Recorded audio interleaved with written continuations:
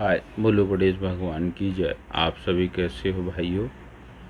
आज के हम वीडियो में हम ये जानना चाहेंगे कि जो इंस्ट्रक्टर होते हैं, जो प्रशिक्षण अधिकारी अर्थात ट्रेनिंग ऑफिसर होते हैं, जो उनकी योग्यता क्या होती है, टेक्निकली क्वालिफिकेशन उनकी क्या होती है और क्या अनिवार्य है। तो आज हम ये वीडियो को स्टार्ट करेंगे। थोड़ा पिछले वीडियो के बारे में आपसे मैं डिस्कशन करना चाहता हूँ। पिछले वीडियो में हमने जाना डीजीटी के ट्रेनिंग कौन कौन से ट्रेनिंग सिस्टम हैं। उसमें से पहला ट्रेनिंग सिस्टम जाना हमने सीटीएस के बारे में, क्राफ्ट्समैन ट्रेनिंग सिस्टम। आज हम जानेंगे CITS के बारे में, क्राफ्ट्स इंस्ट्रक्टर ट्रेनिंग सिस्टम। जो क्राफ्ट्समैन और क्राफ्ट्स इंस्ट्रक्टर, ये दोनों में अंतर है। क्राफ्ट्समैन वो होते हैं जो ITI में पढ़ के, सीख के और जॉब के लिए जाते हैं। क्राफ्ट्स इंस्ट्रक्टर वो कहलाते हैं जो ITI में पढ़ाते हैं अर्थात सिखाते हैं, लर्नर को स्किलिंग सिखाते हैं, इसलिए वो है क्राफ्ट्स इंस्ट्रक्टर और वो है क्राफ्ट्समैन, प्लूरल में है मैन। तो चलिए आज हम इस वीडियो को स्टार्ट करते हैं। ये मेरा चैनल का नाम है मित्रों, उस कोर्स का नाम है CITS। तो जो क्राफ्ट्स इंस्ट्रक्टर ट्रेनिंग स्कीम है, दो बातें इस पे ध्यान रखिएगा कि जो क्राफ्ट्स इंस्ट्रक्टर ट्रेनिंग स्कीम है ये दो प्रकार से होता है। पहला कि किसी संस्था में फ्रेश कैंडिडेट अपनी कोर्स को, इस कंटेंट को, इस कोर्स को यानी CITS को कोर्स को पढ़ने के लिए एडमिशन ले प्रॉपर। वहाँ के मास्टर ट्रेनर यानी ओरिजिनली वो जो ट्रेनिंग ऑफिसर्स होते हैं, जो क्लास मतलब एक असिस्टेंट प्रोफेसर के रैंक के होते हैं सेंट्रल यूनिवर्सिटी के, उनके द्वारा ट्रेनिंग दिया जाता है। प्रॉपरली एक एक सिलेबस कंटेंट डिजाइंड है और वो भी इनके भी सिलेबस कंटेंट CSTRI कोलकाता से डिजाइंड है, उसको स्टडी करते हैं। जैसे स्कूलों में आपने DLED और BEd के कोर्स देखना, एजुकेशन में टीचर बनने के लिए अनिवार्य है, और वो जो DLED के कोर्स या BEd के कोर्स करते हैं तो उसमें भी थोड़ा पेडागोजी, थोड़ा प्रिंसिपल ऑफ टीचिंग होती है। उसी प्रकार CITS के कोर्स में भी जो इंस्टीट्यूशनल स्टडी करते हैं उसमें भी पेडागोजी का कोर्स होता है अर्थात, और प्रिंसिपल ऑफ टीचिंग होते हैं, प्रिंसिपल ऑफ लर्निंग होते हैं, प्रिंसिपल ऑफ स्किलिंग होते हैं, जो वर्ल्ड लेवल पे एक्सेप्टेड किए गए हैं। ठीक है। और जो इंस्टीट्यूशनल ट्रेनिंग जहाँ से प्राप्त की जाती है वो दो प्रकार के इंस्टीट्यूट होते हैं। या तो सेंट्रल गवर्नमेंट के द्वारा रन इंस्टीट्यूट होंगे। सेंट्रल गवर्नमेंट के द्वारा रन इंस्टीट्यूट को नेशनल से वर्ड होगा, याद रखिएगा, नेशनल स्किल ट्रेनिंग इंस्टीट्यूट, जिसका सबसे पहले नाम था CTI, सेंट्रल ट्रेनिंग इंस्टीट्यूट। फिर बाद में उसमें कुछ मॉडिफाइड हुए, उनका नाम हुआ ATI, एडवांस ट्रेनिंग इंस्टीट्यूट। और अभी 2018 के बाद से, याद रखिएगा, जो 2018 लगभग नवंबर या दिसंबर के बाद से उन सब का नाम एक कर दिया गया, उसका नाम कर दिया गया national skill training institute, NSTI। Is that clear. और जो NSTI होते हैं वो DGT के अंतर्गत तो आते हैं, परंतु प्रत्येक NSTI, जिस स्टेट में NSTI सिचुएटेड है, चाहे वो NSTI माने उस स्टेट में 2 NSTI हों, तो उस स्टेट की जो RDSDE की ऑफिस है अर्थात regional directorate of skill development and entrepreneurship, उसके द्वारा हेडेड ऑफिस होती है। कौन? NSTI, जिस स्टेट की भी NSTI हो। तो पहली इंस्टीट्यूट हो गई NSTI, जहाँ से कोर्स होते हैं CITS। दूसरी इंस्टीट्यूट होती है जो स्टेट्स के द्वारा रन किए जाते हैं। अब स्टेट गवर्नमेंट के द्वारा रन किए जाते हैं, साथ साथ 11 ऐसे इंस्टीट्यूट हैं जो किसी प्राइवेट के द्वारा रन किए जाते हैं, तो उसको बोला जाता है ITOT। ठीक है, तो जो एक होगा NSTI, एक होता है ITOT, institute of training of trainers. वो क्या है, उसमें ना गवर्नमेंट लिखा है ना प्राइवेट लिखा है, वो ये कह रहा है institute of training of trainers, यानी TOT के प्रोग्राम, यानी वो तो स्टेट गवर्नमेंट यदि किसी अपने इंस्ट्रक्टर को यदि कोई रिफ्रेशर कोर्स या कोई सिंपल प्रोग्राम जैसे PM सूर्य घर मित्र योजना के बारे में अपने स्टेट में इस प्रोजेक्ट को रन कराना हो, तो पहले तो जो PM सूर्य घर मित्र योजना को सिखाने वाले जो इंस्ट्रक्टर हैं उनको TOT का प्रोग्राम कराना है तो कहाँ भेजेंगी, तो वो ITOT भेज देंगी। इसलिए मतलब एक ITOT का भी डिज़ाइन इसीलिए किया गया है स्टेट के द्वारा कि वो आपके CITS के साथ साथ मतलब दूसरे वे से भी मल्टीपल स्किलिंग वे पे मतलब TOT और TOA के प्रोग्राम भी रन कराने के लिए सूटेबल हो। क्लियर बात।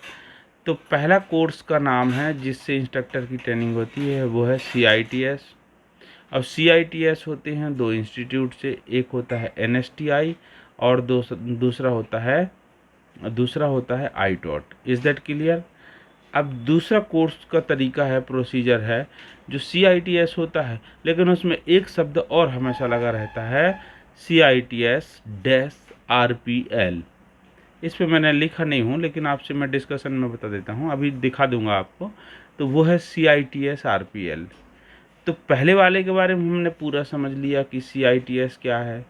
CITS के कोर्स कहाँ से किए जाते हैं, NSTI से और ITOT से। अब दूसरे वाले कोर्स पे हम चलते हैं। तो दूसरा जो एक कोर्स है इसका नाम है CITS-RPL। तो RPL का फुल फॉर्म होता है रिकॉग्निशन ऑफ पीरियर लर्निंग। इसका फुल फॉर्म होगा रिकॉग्निशन ऑफ पीरियर लर्निंग। ये बहुत डिस्कशन में हम ले चुके हैं, ये पूरा इसका प्रोग्राम भी, इसका पर्टिकुलर वीडियो भी आ चुका है।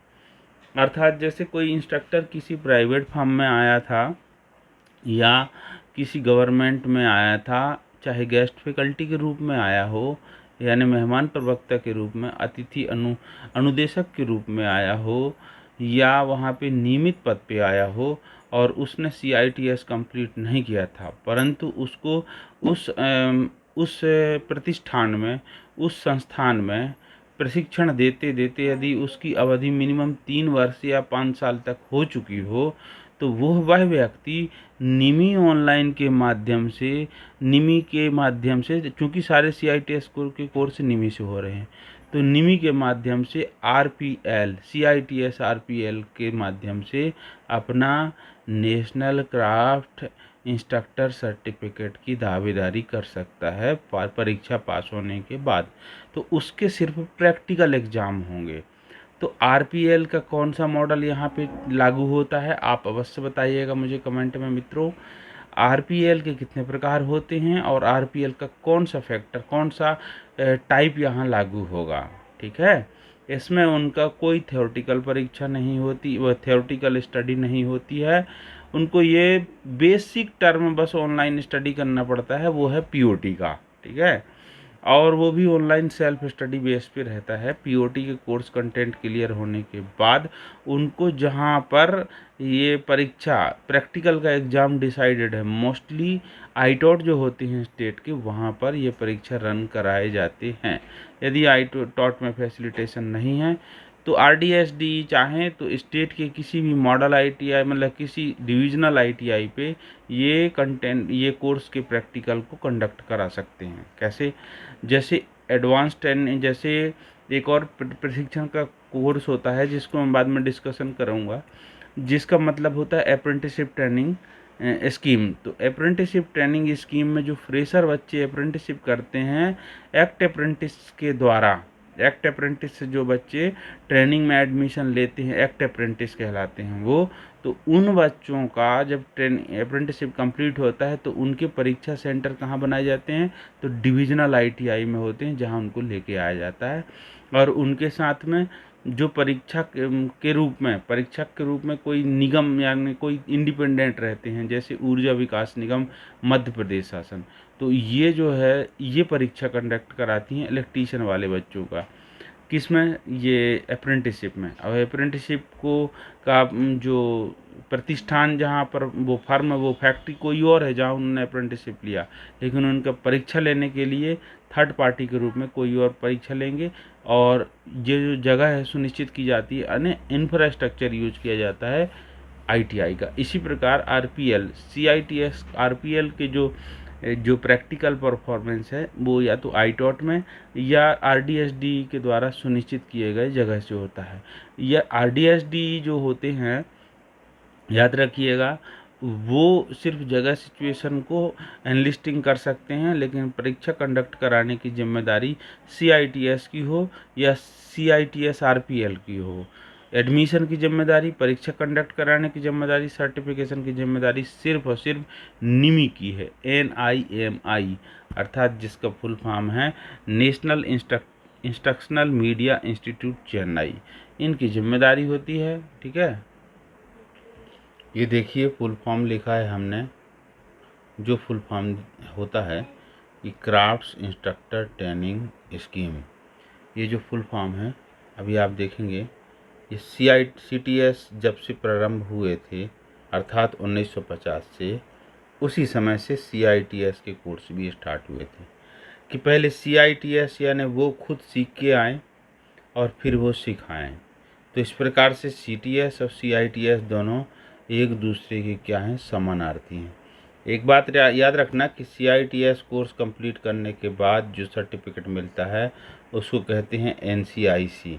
NCIC क्या है? NCIC है नेशनल क्राफ्ट इंस्ट्रक्टर सर्टिफिकेट।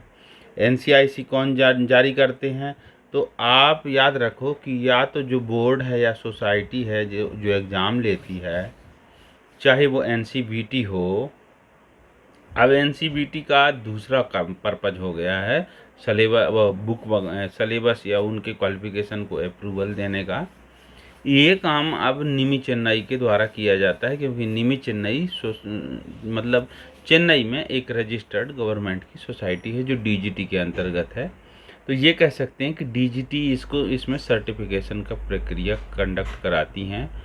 जब वो रिजल्ट डिक्लेयर होने के बाद कैंडिडेट पास हुए, कौन कौन कैंडिडेट पास हुए, इसका डिक्लेरेशन ऑथेंटिक रूप से निमी चेन्नई के द्वारा किया जाता है। तब जो अवार्ड के रूप में NCIC दिया जाता है DGT के द्वारा। अब हम एक छोटी सी बात पे डिस्कशन करेंगे, छोटी नहीं ये बड़ी बात है मान लो, फिर भी ये CITS कोर्स है, मैं थोड़ा इसको जूम कर देता हूँ, ये देखो। तो जो ये CITS कोर्स है दो प्रकार से होता है, एक CITS रेगुलर होता है और एक CITS RPL होता है।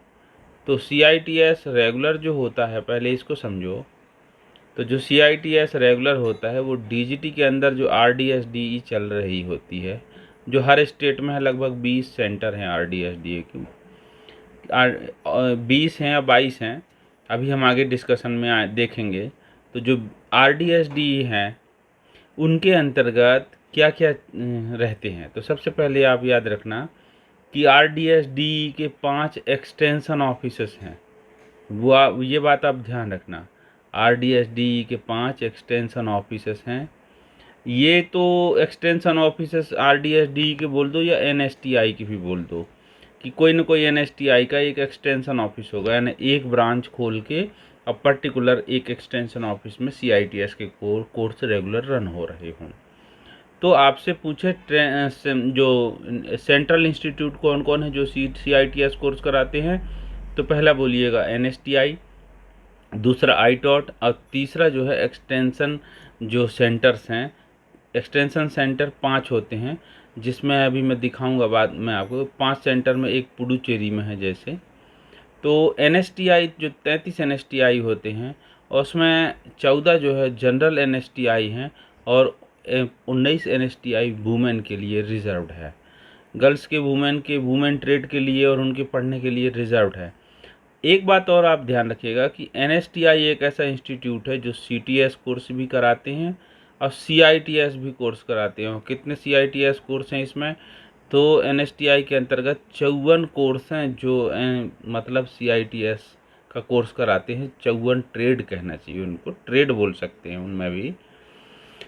वो चूँकि इसका NSQF लेवल अपडेटेड होता है, यानी लेवल 5 या लेवल 6 के पढ़ते हैं, जबकि CTS का कोर्स होता है मैक्सिमम लेवल 4 तक का। ठीक है, पहले हुआ करता था 5, अब तो 2023 के रिवीजन के बाद लेवल 4 आता है। ठीक, टोटल 120 आईटॉट होते हैं। देखिए टोटल आईटॉट हैं, ये कितने हैं, 120 आईटॉट हैं। और 120 आईटॉट हैं जो सब स्टेट गवर्नमेंट से रन हो रहे हैं, यानी कोई प्राइवेट से भी है। तो इस पे देखना 109 आईटॉट जो है स्टेट गवर्नमेंट से और 11 आईटॉट प्राइवेट हैं। इनमें सिर्फ और सिर्फ CITS का कोर्स रन होता है, अर्थात ये जो आईटॉट होते हैं ना, इनमें इनमें कहीं भी मतलब CTS के कोर्स रन नहीं होते। इसका कारण क्या है कि स्टेट गवर्नमेंट CTS के कोर्स को रन कराने के लिए आईटॉट ऑलरेडी चला रही है। Is that clear? और एक बात और ध्यान रखिएगा कि जो आईटॉट्स हैं वो स्पेशली कोई वुमेन के रिजर्वेशन पे नहीं है, वो जनरल CITS के रूप में लिए जाते हैं, मतलब वहाँ जनरल है, कोएड है, यानी वुमेन और जेंट्स दोनों के हिसाब से। और जो NSTI हैं उसमें तो 19 NSTI वुमेन के लिए हैं। तो ध्यान रखिएगा कि कोई रेगुलर यदि करना चाहता है CITS, तो वो रेगुलर करने के लिए DGT के अंतर्गत उसको NSTI एक्सटेंशन से या आईटॉट से या एक्सटेंशन सेंटर से, और एक्सटेंशन सेंटर माने उसी एरिया के हैं, वो 5 ठो है, पुडुचेरी में है, झारखंड में है, मैं बताऊंगा उसकी लिस्ट। तो उनके माध्यम से होगा। तो जो रेगुलर होगा वो NSTI में 14 सीट होंगे जनरल के और 19 होंगे वुमेन के। तो इस प्रकार से जब तुम देखोगे तो इसमें क्या होता है कि इसमें एक CTS और CITS जो कोर्स है, CTS भी रन कराया जाता है NSTI से और CITS भी कराया जाता है, चाहे जनरल हो चाहे वुमेन हो, लेकिन आईटॉट से जनरल सबके लिए कोएड होता है। तो ये जो दोनों के द्वारा कोई भी हो, जो NSTI के द्वारा या आईटॉट के द्वारा जो भी स्टडी करते हैं, पढ़ाई करते हैं, तो अंत में उनके एग्ज़ाम होने के बाद सर्टिफिकेशन के लिए आते हैं हमारे कौन, डायरेक्टर जनरल ऑफ ट्रेनिंग। एक बात। दूसरी बात, जब आप CITS RPL चुनते हैं तो CITS RPL में आप आते हैं डायरेक्ट निमी के, तो उसमें इसकी वेबसाइट भी दिखाऊंगा अभी RPL के लिए। तो rpl.nimi CITS ऐसा लिखा रहता है, तो उसके माध्यम से आप आते हैं। ठीक है, निमी के वेबसाइट देखना तो लगभग 4 वेबसाइट हैं। एक तो nimi.gov.in है, ठीक है, उसमें उनके इंस्टीट्यूशनल माने इंस्टीट्यूशनल वर्क और वर्क मोड और ड्यूटीज़ होती हैं, जिसमें वो बिल्कुल प्योर गवर्नमेंट की तरह उनका वेबसाइट वो रन करते हैं। एक होता है nimi.online.in है, तो जो nimi.online.in है उससे वो एडमिशन लेते हैं, किसके, CITS के एडमिशन होते हैं। ठीक है, एक होता है, एक और बताऊं आपको कि निमी का एक और काम है कि निमी का काम है अफिलिएशन का काम। जे जब हम निमी के डिटेल में जाएंगे तो उनके एक एक फ्लैग के बारे में डिस्कशन करेंगे। तो निमी का तो संकल्प में भी नाम आया था, तो निमी का जो है कई सारे मल्टीपर्पज़ हैं।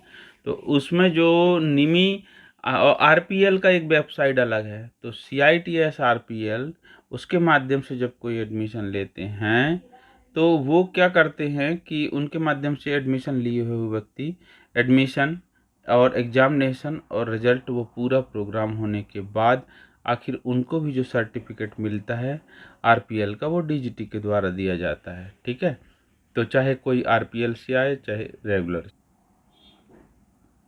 कंप्लीट होने के बाद नेशनल क्राफ्ट्स इंस्ट्रक्टर सर्टिफिकेट का एक सर्टिफिकेट, एक प्रमाण पत्र प्राप्त होता है NCIC का। Is that clear? अब हम आते हैं कि निमी चेन्नई है, इसका क्या चीज़ है, क्या है, कैसा है। ठीक है, तो निमी चेन्नई के अनुसार 13 सेक्टर हैं जिनमें CITS के कोर्स होते हैं, और 36 ट्रेड हैं लगभग इंजीनियरिंग के, और NSTI से होते हैं और आईटॉट से होते हैं।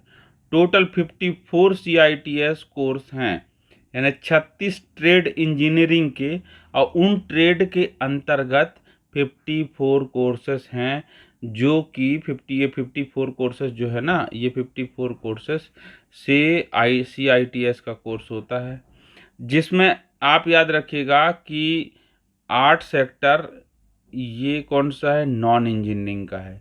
इंजीनियरिंग के कितने हैं, तो ये इंजीनियरिंग का फ्लैग है, 13 सेक्टर, 36 ट्रेड और टोटल 54 कोर्सेस इंजीनियरिंग ट्रेड के हैं। कहाँ से होते हैं, NSTI और ITOT से होते हैं। अब नॉन इंजीनियरिंग में आते हैं तो 8 सेक्टर 19 ट्रेड ये NSTI से और ITOT से होते हैं, नॉन इंजीनियरिंग के कोर्स होते हैं। यानी 19 ट्रेड के कोर्स होंगे किससे,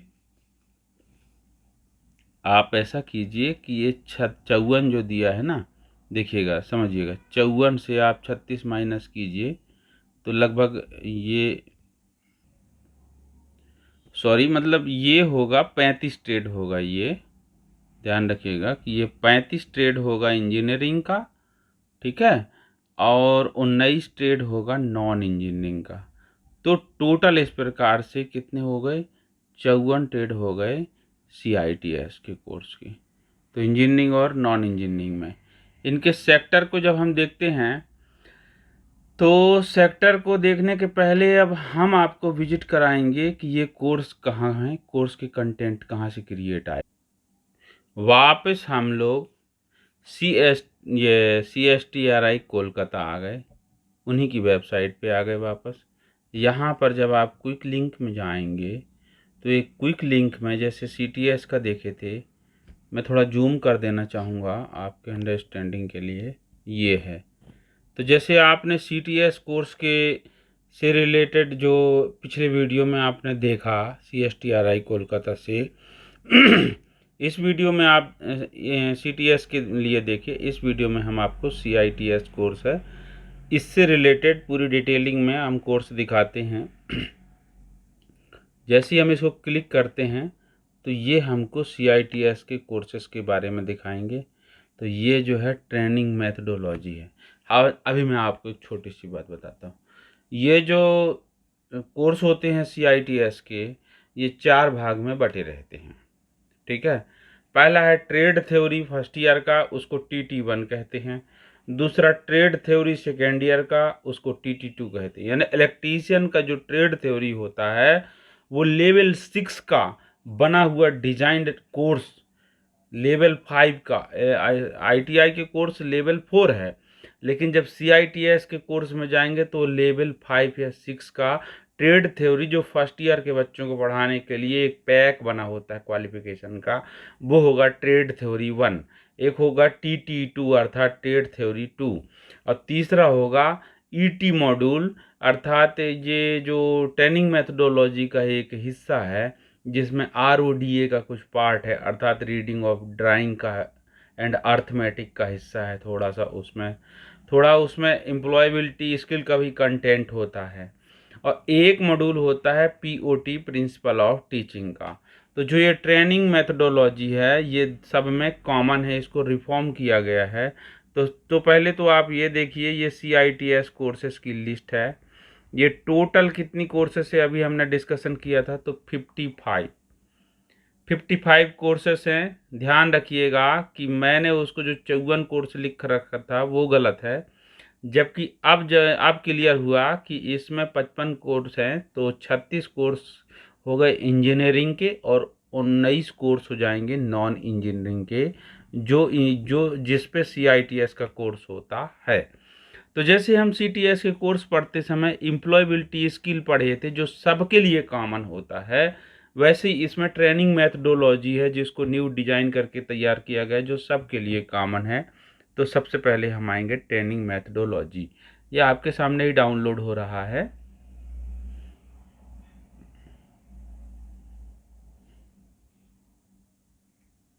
डाउनलोड होने के बाद देखिए इस पे साफ साफ वही केंद्र सरकार का 3 शेरों वाला mono, government of India, ministry of skill development and entrepreneurship DGT, competency based curriculum, core skilled है, ट्रेनिंग मेथडोलॉजी है, crafts instructor training scheme CITS NSQF level 5। ये आपसे डिस्कशन के समय हमने बात क्लियर किए थे कि जो CITS के कोर्स होते हैं वो एक लेवल ज़्यादा ही रहेंगे।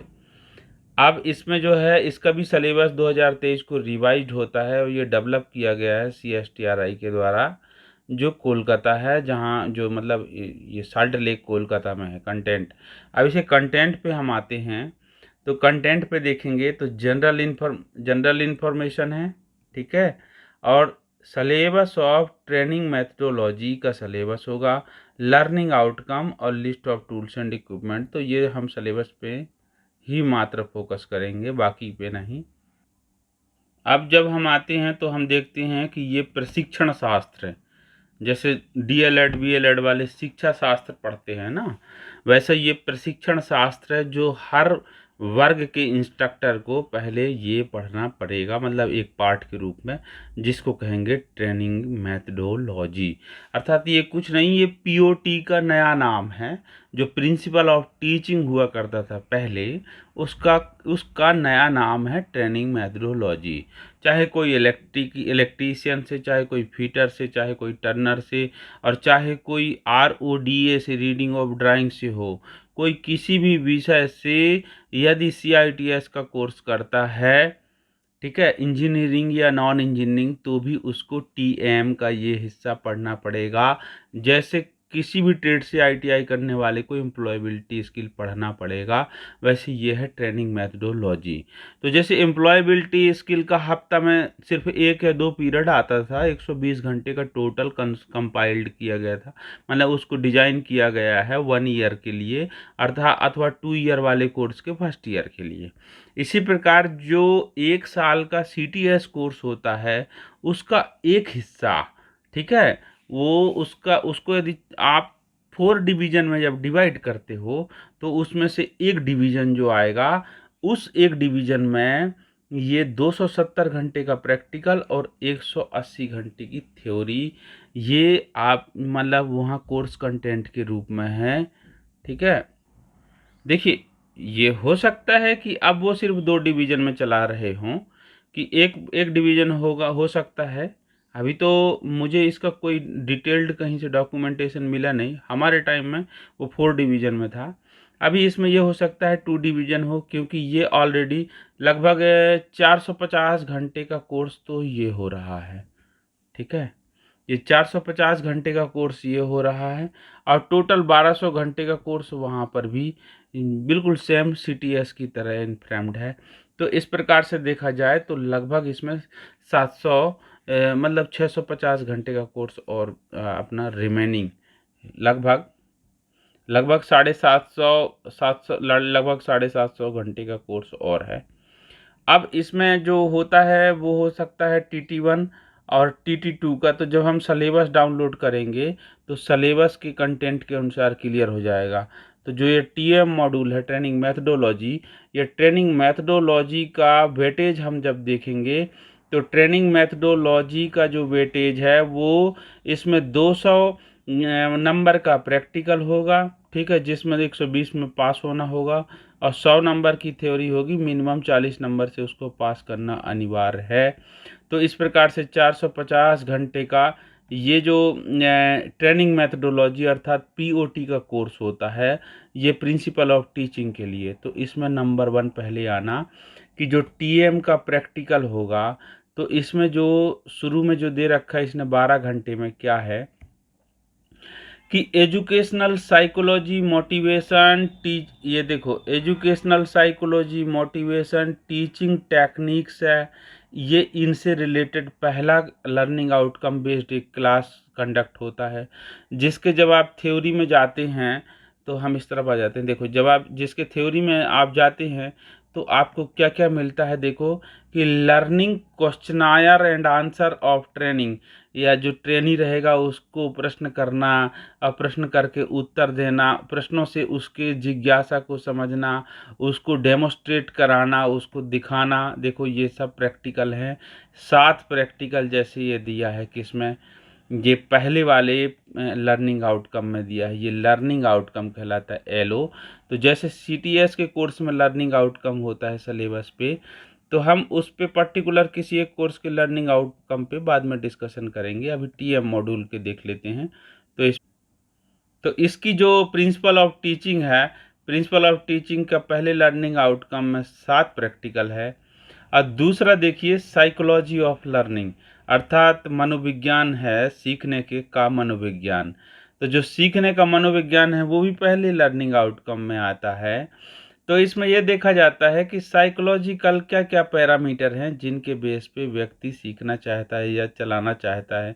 आप आज के मॉडर्न टाइम में तो एनिमेशन आराम से मिलता है, लेकिन पहले के टाइम में भी पीपीटी तैयार कर पहले करना होता था। फिर लर्निंग सिखाने के लिए, जैसे आज मैं आपके साथ डिस्कशन कर रहा हूँ वीडियो अपलोड करने के लिए, तो पहले मैं पीडीएफ वगैरह तैयार करता हूँ, उसके अपने खुद के नोट्स जो मैंने बना रखा है उसको एक बार और रिव्यू करके फिर आता हूँ। तो ये देखिए, ये जो साइकोलॉजिकल प्रिपरेशंस क्या क्या हैं, एपेटाइट कितनी है, ये जिज्ञासा कितनी है, ललक कितनी है, भूख कितनी है सीखने के लिए, वो उसके उस पर डिस्कशन के लिए, उसको बढ़ाने के लिए ये जो है मोटिवेशन ऑफ ट्रेनिंग है, और ये काइनेटिक मोडालिटी है, विजुअल है, साइकोलॉजिकल एट्रीब्यूशंस हैं। ये इन बिंदुओं पे 7 प्रैक्टिकल और हो गए, तो टोटल अपन प्रैक्टिकल पहुंच गए। पहले लर्निंग आउटकम से 7, दूसरे टॉपिक जो है साइकोलॉजी ऑफ लर्निंग से भी 7 प्रैक्टिकल होते हैं। फिर इसके बाद तीसरा टॉपिक है analysis of syllabus and course constitution. तो जो याद रखिए कि वहाँ पर जब आप CITS के कोर्स करेंगे तो वहाँ ये सिखाया जाएगा आपको कि जो स्टूडेंटों को ITI का पढ़ाया जाएगा वो एक कंप्लीट बुक रहता है, लेकिन उसको, या कंप्लीट कोर्स होता है, लेकिन किसी पर्टिकुलर ईयर में उस कोर्स को कंडक्ट कराने के लिए जब हम जाते हैं तो पहले हमको उसका ईयर प्लान बनाना पड़ेगा, जिसको कहते हैं डिवाइडेड सलेबस। यानी ऑलरेडी सलेबस CSTRI कोलकाता में CTS का दे दिया गया है, पर जब वही बच कोर्स को पढ़ाना हो किसी पर्टिकुलर बैच को, तो उस साल में पढ़ने वाली छुट्टियों का उस कोर्स में प्रभाव पड़ेगा। जैसे वो कह रहा है कि 5 दिन का एक प्रैक्टिकल का पर डे 5 दिन का प्रैक्टिकल होना चाहिए, और शनिवार और रविवार की छुट्टी मान रहे हैं, तो 5 डे की वीक है। तो 5 डे की जो वीक होती है, तो 5 डे की वीक में किसी भी सिलेबस को कैसे डिवाइड किया जाए, तो इसके लिए जो, अर्थात पहले ईयर प्लान, फिर ये कहा जा सकता है कि ईयरली प्लान बनता है, मंथली प्लान बनता है, और एक प्लान बनता है, वीकली प्लान बनता है। यानी एक सप्ताह में जो 5 दिन हैं, अर्थात एक वीक में क्या क्या कंटेंट इंक्लूड किया जाएगा, पढ़ाया जाएगा, तो उसके लिए पहले उसको कहा जाता है करिकुलम को, कोर्स को कंस्ट्रक्शन करने को, डिजाइन करने को सिखाया जाना, जिसमें उस जो जो मतलब कोर्स या कंटेंट है ट्रेनी और ट्रेनर के लिए, वो डिजाइन करने के लिए उसमें आउटलाइन, उसमें ग्रुप टास्क, उसमें प्रिपरेशन, उसमें कोर्स कंस्ट्रक्शन में इसके सैंपल का भी रहेगा। क्लियर बात। फिर चौथा नंबर लेसन आता है इसका, क्या, planning and instruction and skill practice. देखो, तो इसमें एक स्किल जो प्रैक्टिस है, स्किल प्रैक्टिस में क्या है, पीपीटी वीडियो, इनके माध्यम से स्किल लर्निंग के फेज सिखाए जाएंगे कि कौन कौन से फेज में स्किलिंग होएगी। इस प्रकार से इसके 7 प्रैक्टिकल आते हैं। किसके प्रैक्टिकल आते हैं? Planning of instruction and skill practice के। और 5वें नंबर टॉपिक जो कहता है, वो ये कहता है कि instructional technology and facilitate learning. कौन कौन से टेक्निक से आप इंस्ट्रक्शन दे सकते हैं, पढ़ा सकते हैं, ताकि उसको ट्रेनिंग को प्रभावशाली बनाया जा सके।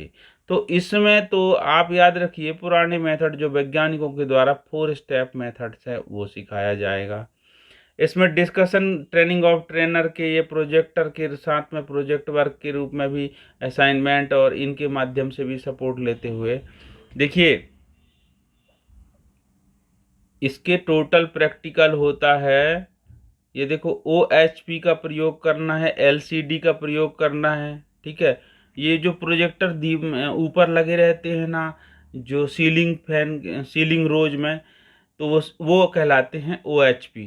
तो OHP के द्वारा करना है, डिजिटल कैमरा के द्वारा करना है। डिजिटल कैमरा कैसे कि स्क्रीन शेयर करते हुए जैसे हम कर रहे हैं, तो इनसे पढ़ाना है। माइक्रो टीचिंग का एनालिसिस, इस प्रकार से वो जो कंटेंट है वो सब POT कोर्स में पढ़ाए जाते हैं, ट्रेनिंग फैसिलिटेटिंग लिटरेसी के रूप में। Is that clear? छठवां नंबर है रिटन इंस्ट्रक्शनल मटेरियल। जो लिखे लिखाया जो मटेरियल होता है उसके इंस्ट्रक्शंस उसके अनुसार पढ़ाना। तो उसमें महत्वपूर्ण क्या क्या है ध्यान रखना कि जॉब शीट कैसे बनाई जाती है, ये इंस्ट्रक्टर को सिखाया जाता है। इन्फॉर्मेशन शीट, असाइनमेंट शीट कैसे बनाई जाती है, एक्सपेरिमेंट शीट कैसे बनाई जाती है। और रिटन इंस्ट्रक्शन में एक बात और बताएं हम आपको, लेसन प्लान, डेमोस्ट्रेशन प्लान, इनका खूब नाम सुनते होगे तुम, वो सब वहाँ बनाना सिखाया जाता है। डेली डायरी बनाना सिखाया जाता है। और जॉब मार्किंग सीट को तैयार करना और जो जॉब मार्किंग सीट को एवेल्यूएशन करना, ये सब CITS के कोर्स के कंटेंट के रूप में है जो कि सिखाया जाता है।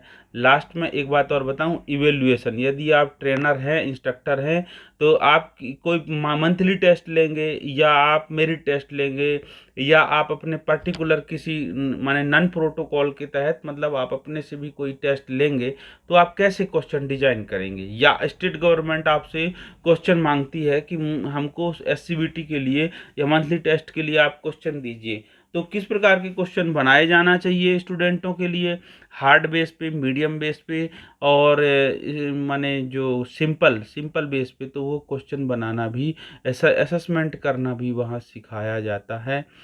आजकल तो ऑनलाइन हो गया है, मतलब CBT बेस हो गया है और CBT एवेल्यूएशन हो रहा है। बस आप प्रैक्टिकल परफॉर्मेंस पे एवेल्यूएशन जब करते हैं, तो वो प्रैक्टिकल परफॉर्मेंस एवेल्यूएशन जब करते हैं तो आप उसको फिर 3 टुकड़ों 4 टुकड़ों में बांटते हैं कि मटेरियल का सिलेक्शन कैसा है और कनेक्शन कैसा है।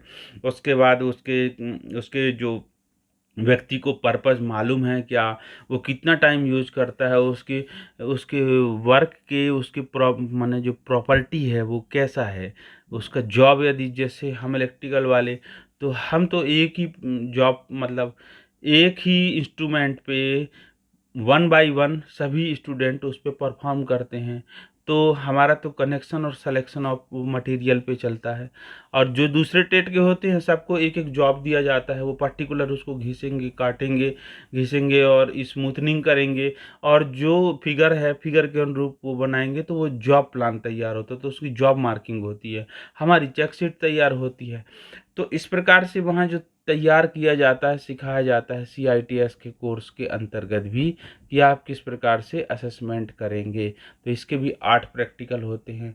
अब ऑर्गेनाइजेशन के बारे में भी सिखाया जाता है। कैसे ऑर्गेनाइजेशन के बारे में, देखिए कि जैसे 5S कॉन्सेप्ट इसमें दे रखा है, देखो इन पे डिबेट करवाना, कलर डायनामिक्स और सेफ्टी मेजर के बारे में दिखाना। इसके कुछ मुख्य बिंदु देखिए। ऑर्गेनाइजेशनल मतलब समझ लो कि ये ग्रुप बना के बच्चों का, ट्रेनर्स का, और ग्रुप में डिस्कशन करवाया जाए, तो दूर से मॉनिटरिंग करते हैं। पहली बात उनके द्वारा, देखिए जैसे क्या कह रहा है कि लेआउट बनवाया जाना और ग्रुप डिस्कशन करवाया जाना, कोई मॉडल तैयार करवाया जाना या डिबेट करवाया जाना। तो ये प्रैक्टिकलों को परफॉर्म करते हुए कोई कलर जो है इससे रिलेटेड और सेफ्टी मेजर से रिलेटेड, ये प्रैक्टिकल लगभग 7 होते हैं। तो इसमें जैसे 5S का कॉन्सेप्ट भी आप वो सीरी, जो उसका जापानीज 5S कॉन्सेप्ट है ना, उसके भी डिस्कशन करवाए जाते हैं। अब आते हैं हम काउंसलिंग एंड मॉनिटरिंग। तो ये काउंसलिंग एंड मॉनिटरिंग में क्या है, जैसे पाई ग्राफ को पढ़ना सिखाया जाएगा। जैसे आपका एडमिशन डाटा कितना हुआ, उसमें से कितने ड्रॉप आउट, कितने सक्सेस हो गए। आप इसको ग्राफ करने के लिए 3 साल का जब आप स्टडी करते हो, केस स्टडी, तो किस टाइप के बच्चे, कहाँ कहाँ के दूरगामी के बच्चे या कौन कौन बच्चे आपके ड्रॉप आउट हो रहे हैं, उसमें पाई ग्राफ बनाना, तैयार करना, पढ़ना, ये भी जो है, ताकि इसमें ये देखा जाए कि किस चीज़ को किया जाए और किस चीज़ को ना किया जाए। डू एंड डोंट को इनको सिखाया जाता है। Is that clear? तो ये जो है ये काउंसलिंग एंड मॉनिटरिंग के अंतर्गत आता है, ग्रुप डिस्कशन के रूप में। तो इसके भी लगभग 5 प्रैक्टिकल बनते हैं। फिर एंटरप्रेन्योरशिप डेवलपमेंट। एंटरप्रेन्योरशिप का प्रोग्राम हम लोग जब करते थे तब भले नहीं था, लेकिन अब तो ये क्लियर हो गया है कि आप ट्रेनिंग ऑफ ट्रेनर्स में भी। इसलिए आप ध्यान रखना कि जितनी एनएसटीआई हैं सब में लगभग 20 एनएसटीआई में एंटरप्रेन्योरशिप के ट्रेनिंग जो एक्सटेंशन सेंटर खोले गए हैं। एक उद्यमिता के प्रशिक्षण अधिकारी जो असिस्टेंट प्रोफेसर के रूप में होते हैं वो वहाँ पर पर्टिकुलर ये पीओटी के कोर्स कंटेंट को वो पढ़ाते हैं। तो इसमें केस स्टडी के बारे में सिखाया जाता है, ठीक है, वीडियो कंटेंट है या पीपीटी के माध्यम से है। अब इसमें इम्पोर्टेंट महत्व बताया जाता है कि एंटरप्रेन्योरशिप क्या है, ठीक है। अब इसमें बिजनेस के आइडिया सिखाए जाते हैं, इसमें एनालिटिकल एनालाइज करने के लिए, ग्रुप डिस्कशन के लिए। तो इसमें जो डिफाइन करना है कि सेल्फ एम्प्लॉयमेंट क्या कहलाता है और स्ट्रेटजी क्या होती है मार्केट की। तो इस प्रकार की ये थ्योरी और प्रैक्टिकल दोनों आपके सामने मैंने इस पर खींचा, मैंने लेके चले हैं ताकि आप इसको स्लो मोड में देख सकें। अब आते हैं आईसीटी एंड इंटरनेट बेस। तो ट्रेनिंग मैथडोलॉजी में जैसे एम्प्लॉयबिलिटी स्किल में इंक्लूड किया गया था डिजिटल लर्निंग को, यहाँ पर आईसीटी एंड इंटरनेट को भी इंक्लूड किया जाता है पीओटी में। तो ये जो आईसीटी है इसमें मतलब इंटरनेट का उपयोग करना, ईमेल को देखना और स्लाइड बनाना, पावर पॉइंट प्रेजेंटेशन बनाना, इनके बारे में सिखाया जाएगा। डिस्टेंस लर्निंग प्रोग्राम के रूप में जैसे इग्नो से आप कोई चीज़ सीख रहे हैं तो इग्नो से सीखने के लिए आपको फिर, और इसके अलावा और कौन कौन ऑर्गेनाइजेशंस हैं या खुद हमारी डीजीटी है जैसे आई गॉट कर्मयोगी, ऐसे अभी जो सब लोग प्रशिक्षण ले रहे हैं, तो ये वास्तव में एक डिस्टेंस लर्निंग है, ऑनलाइन के माध्यम से है, तो ये भी डिजिटल इंक्लूजन में आएगा। अब समझना है हमको महत्वपूर्ण चीज़ कि ये जो है ट्रेनर है, इंस्ट्रक्टर है, ये आके अचानक से ही हवाबाजी माने स्टार्ट नहीं, ये पहले समझाए जाएंगे कि एनएसक्यूएफ क्या है, क्वालिफिकेशन पैक क्या है, नेशनल ऑक्यूपेशनल स्टैंडर्ड क्या है, ये एनओएस क्या है, कौन बनाते हैं, किन के साथ है, एनएसडीसीए एनएसडीए एनएसडीसी और एसएससी क्या हैं, इनके क्या क्या रोल है, जिनको हम डिस्कस किए थे ना, ये 12वां नंबर पॉइंट में है ट्रेनिंग मैथडोलॉजी के, ये बात ध्यान रखना। फिर इसके बाद बड़े लोगों को सिखाने के, छोटे बच्चों की तो बात अलग है, लेकिन जो एडल्ट लर्निंग है, एडल्ट मतलब मोर देन, आप जानते हो 18 ईयर्स में एडल्ट लर्निंग के रूप में है। तो एडल्ट लर्निंग में और क्या चीज़ें हैं जिनको आपको प्रिकॉशनरी बेस पे आपको समझाना है, तो इसमें ये भी इंक्लूजन किया गया है एडल्ट लर्निंग के कोर्स कंटेंट को।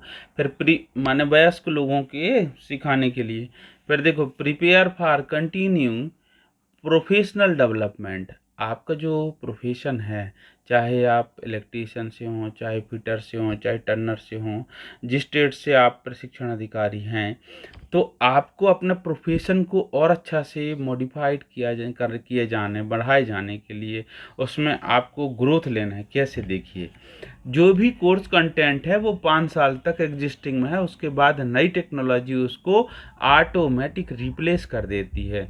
तो you must be prepare to accept new technology who is for coming right now. Do you मतलब you would definitely be agreed with the words that आज जो फ्यूचर रेडी ट्रेनिंग कोर्सेस कराए जा रहे हैं, चाहे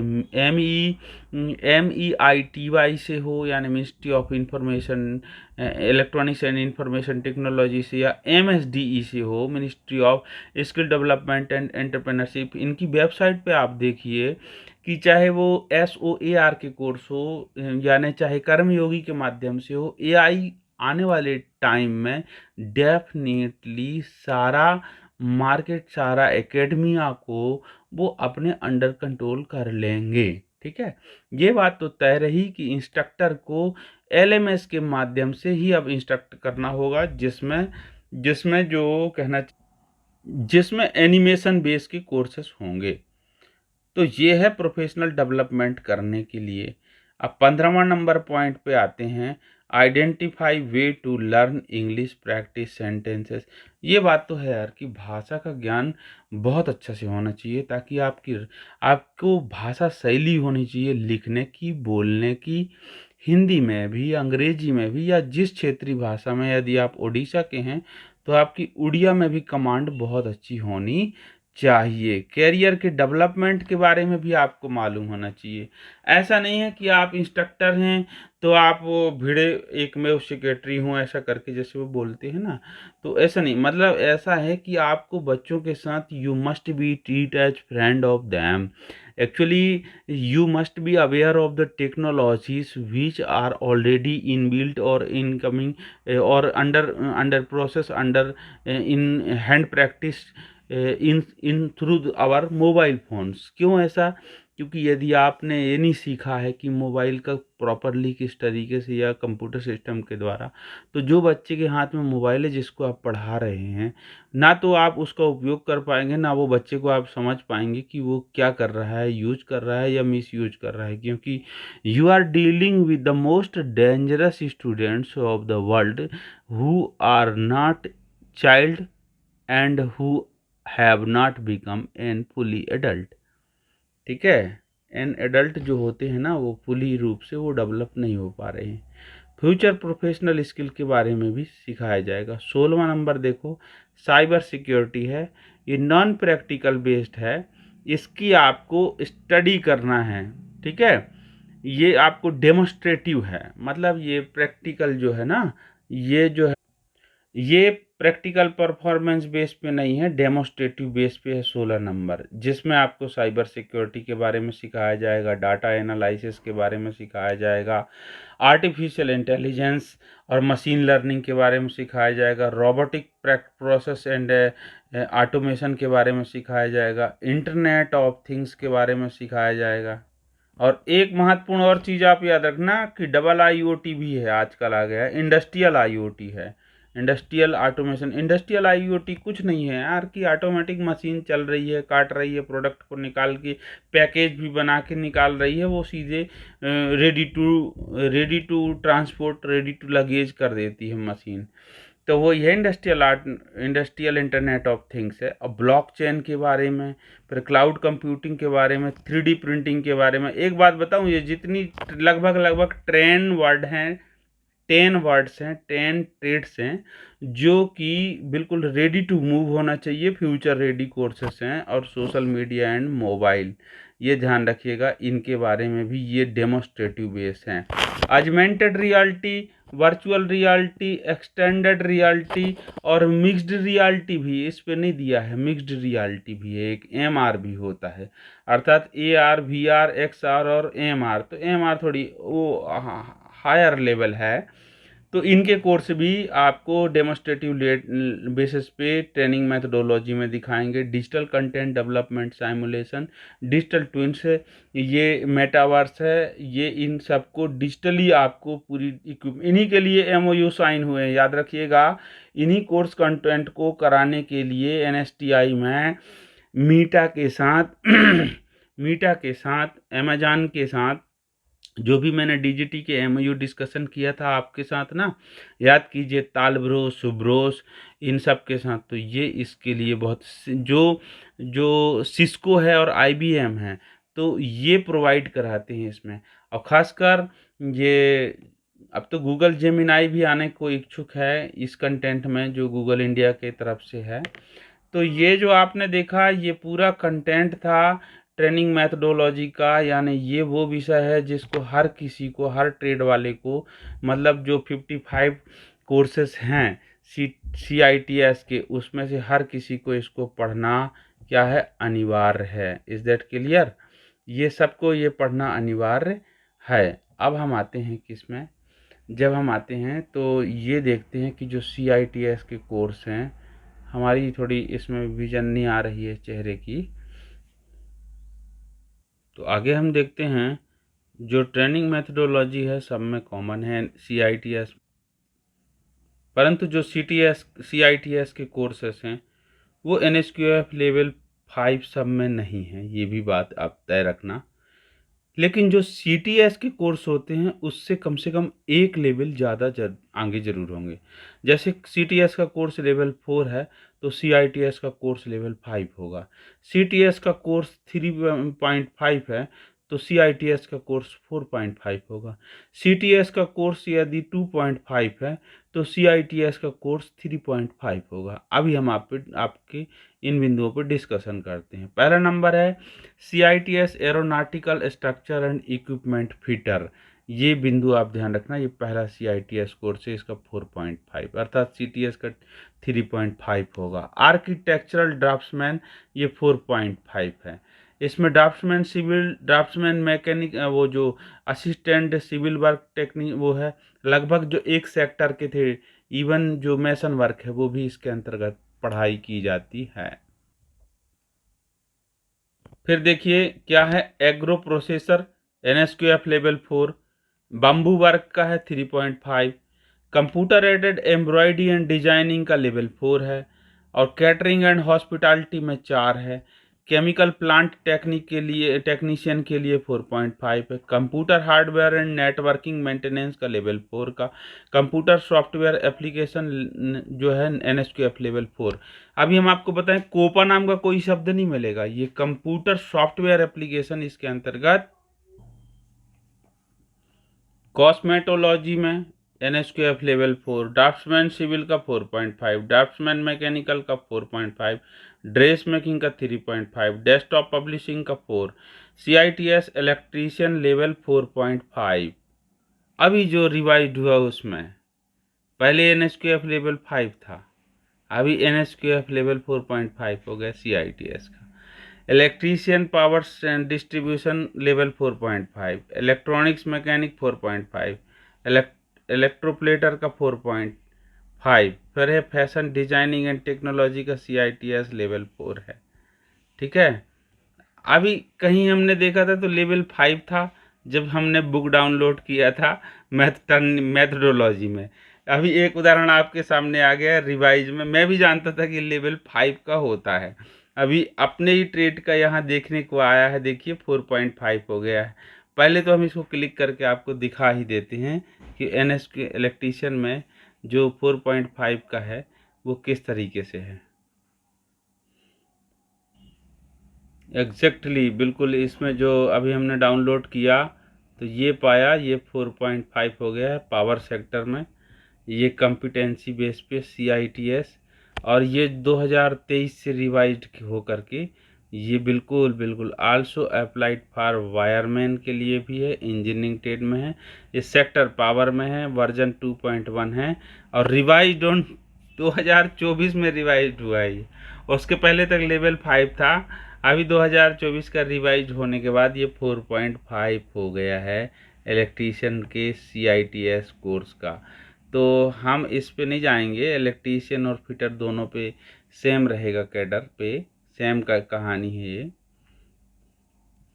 तो अगला हम कहाँ तक पहुँचे कि इलेक्ट्रॉनिक्स पावर डिस्ट्रीब्यूशन का 4.5, इलेक्ट्रॉनिक्स मैकेनिक का 4.5, एक इलेक्ट्रीशियन पावर डिस्ट्रीब्यूशन का 4.5 है, इलेक्ट्रोप्लेटर का 4.5, फैशन डिजाइनिंग का 4, और CITS fire technology and industrial safety management का 4, फिटर का 4.5, फूड बेवरेज का 4। Is that clear? 22 तक पहुँचे हम अभी। अब हम आते हैं 23वां नंबर में। 23 में देखिए फाउंड्री मैन का 4, और फ्रूट्स एंड वेजिटेबल प्रोसेसिंग का 4, इंफॉर्मेशन टेक्नोलॉजी का 4.5, ये इंस्ट्रूमेंट मैकेनिक का 4.5, इंटीरियर डिजाइन एंड डेकोरेशन का 4, फिर लेबोरेटरी असिस्टेंट केमिकल प्लांट, फिर लिफ्ट एस्केलेटर मैकेनिक, लिफ्ट और एस्केलेटर की मैकेनिक में मशीनिस्ट ग्राइंडर, ये 30वां नंबर जो CITS कोर्स है मशीनिस्ट ग्राइंडर में आया।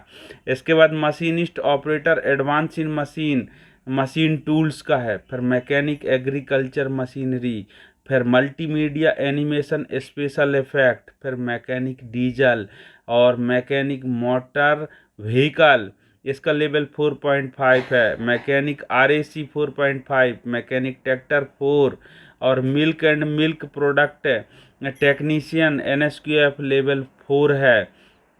फिर आएंगे हम मैकेनिक मशीन टूल मेंटेनेंस, ये 4.5।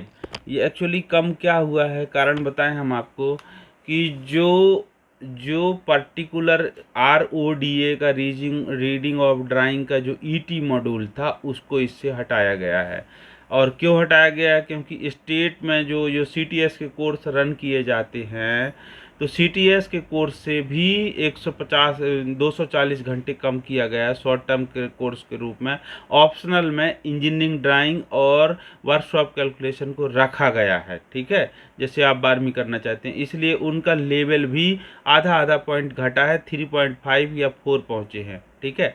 और NSQF लेवल जो 5 हुआ करता था, जिसमें ET मॉड्यूल था, इंजीनियरिंग टेक्नोलॉजी थी जिसका नाम, जिसमें RODA रीडिंग ऑफ ड्राइंग के साथ साथ वर्कशॉप कैलकुलेशन यानी बेसिक साइंस वर्कशॉप और बेसिक मैथमेटिक्स जो वर्कशॉप के वो पढ़े जाते थे, उसको कंपाइल करके बहुत छोटा कर दिया गया है, ठीक है। ट्रेनिंग मैथडोलॉजी पर फोकस दिया गया है और trade theory first year, trade theory second year, इस प्रकार से 3 पार्ट में किया गया है। इसी कारण से ये जो 4 पॉइंट जो ये 5 है, लेवल 5 की जगह में ये 4.5 हो गया है।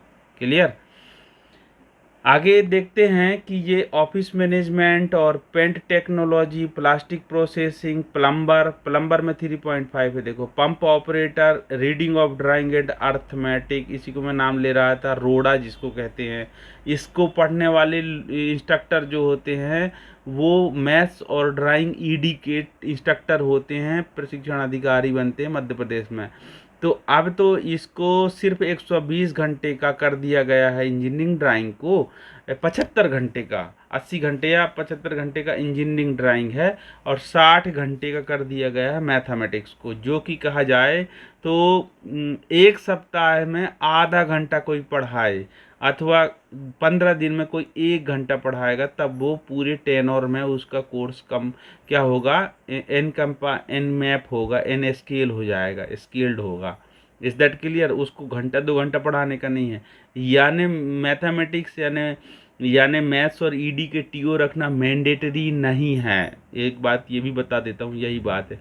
और उनका जब यहाँ सीटीएस से कम हुआ तो सीआईटीएस के कोर्स को भी रिफॉर्म करके उसको ट्रेनिंग मैथडोलॉजी से ईटी मॉड्यूल को अलग किया गया। तो पहले ट्रेड थ्योरी थी तो उसमें TT1 था, TT2 था, ठीक है, और एक थी ट्रेनिंग मैथडोलॉजी तो उसमें ईटी मॉड्यूल था और एक पीओटी था। तो पीओटी बस को रखा गया, ईटी मॉड्यूल को एक्सक्लूड किया गया, इसलिए वेटेज कम हुआ। तो सेक्रेटरियल प्रैक्टिस है, सेक्रेटरियल प्रैक्टिस है। वापस हम कहाँ आ गए, sewing technology, sheet metal work, spinning, surface ornamentation, surveyor, ठीक है, ले जाओ ये tool and die maker, turner, welder और वुड वर्क टेक्नीशियन, ये है 55 कोर्सेस जिनसे सीटीएस का कोर्स होता है। तो ये कोर्स के कंटेंट के डिज़ाइन किए गए हैं CSTRI से, सलेबस डिज़ाइन किया गया है CSTR। देखो, इसमें कैपिटल गुड्स एंड मैन्युफैक्चरिंग में जो इंजीनियरिंग ट्रेड है जो हमने देखा, तो उसका हमने जो निष्कर्ष निकाला था, एक एक को डाउनलोड करके जो सेक्टोरियल डिवीज़न थे, तो कितने 13 सेक्टर में टोटल ये 36 ट्रेड जो है ना, ये 54 नहीं, ये 55 कोर्स हो जाएंगे। तो ये 36 ट्रेड जो 13 सेक्टर में है, उसमें कौन कौन है, तो कैपिटल गुड्स एंड मैन्युफैक्चरिंग में 13 ट्रेड है होते हैं, टेक्सटाइल एंड हैंडलूम में 1 ट्रेड है, ठीक है, ये देखिएगा, ध्यान रखिएगा, टेक्सटाइल एंड हैंडलूम में 1 ट्रेड है। फिर ऑटोमेशन में ऑटोमोटिव के 4 ट्रेड हैं। ऑटोमोटिव मतलब वही है जैसे डीजल मैकेनिक और मैकेनिक मोटर व्हीकल, ये ऑटोमोटिव में आते हैं कोर्स के रूप में। ये बस, बॉडी पेंटिंग, इन सब चीज़ आते हैं। केमिकल एंड पेट्रोकेमिकल के 4 ट्रेड हैं। IT एंड ITES के 4 हैं, जिसमें 1 इंजीनियरिंग है और 3 नॉन इंजीनियरिंग, माने ये वाले भी कंटेंट इस पे हैं, ठीक है, इसी सेक्टर में, ठीक। पावर सेक्टर से 2 हैं, तो आप तो जानते हो कि पावर सेक्टर से 2 नहीं मतलब 3 हैं, वायरमैन भी आते हैं पर वायरमैन एनलिस्टेड नहीं है। तो कंस्ट्रक्शन के 4 हैं और पेंट एंड कोटिंग के 1 है, प्लम्बर का 1, इलेक्ट्रॉनिक्स एंड हार्डवेयर के 2, वुड एंड कारपेंटरी का 1, और ये कंस्ट्रक्शन रिपीट लिखना पड़ा मेरे को, ये 4 हैं। तो इस प्रकार सेक्टर से देखा जाए तो ये इंजीनियरिंग। अब नॉन इंजीनियरिंग में जब तुम आओगे तो इसमें जब तुम पाओगे तो इसमें देखोगे office and administration and management के 2, मीडिया एंटरटेनमेंट के 1, और फायर सेफ्टी के 1, अपेरल के 5। अपेरल सेक्टर से 5 ट्रेड हैं जिनसे CITS कोर्स होता है। फूड इंडस्ट्री से 4, ब्यूटी एंड वेलनेस से 1, टूरिज्म एंड हॉस्पिटैलिटी से 1, हैंडीक्राफ्ट कारपेट से 1। इनसे CITS के कोर्स जो है रन होते हैं। अर्थात कितने हो गए, तो ये देखना है आप 8 सेक्टर में 19 ट्रेड हैं जो नॉन इंजीनियरिंग के उनसे CITS के कोर्स होते हैं। Is that clear? अब हम CITS कोर्स को जिस प्रकार से हमने अभी सेक्टर में डिवाइड करके कि किस सेक्टर में किसने कौन कौन से कोर्स हैं, उसी तारतम्य में आगे बढ़ते हुए हम ये देखेंगे कि कौन से कोर्स वुमेन, स्पेशली वुमेन के लिए डिजाइंड हैं और वुमेन ITI में वही कोर्स रन होते हैं। ठीक है, भले वो कोर्स कोएड ट्रेनिंग सेंटर जो 14 हैं NSTI के वहाँ भी रन होते हों, ITOT में भी रन होते हों, लेकिन जो वुमेन NSTI हैं जहाँ स्पेशली वही कोर्स पढ़ाए जाएंगे, उन 14 में जब हम आते हैं तो नहीं 19 जो वुमेन के हैं उन पे जब हम देखते हैं तो क्या क्या कौन कौन है। पहला है computer software, cosmetology, draftsmanship, dress making, electronics mechanic, fashion designing and technology,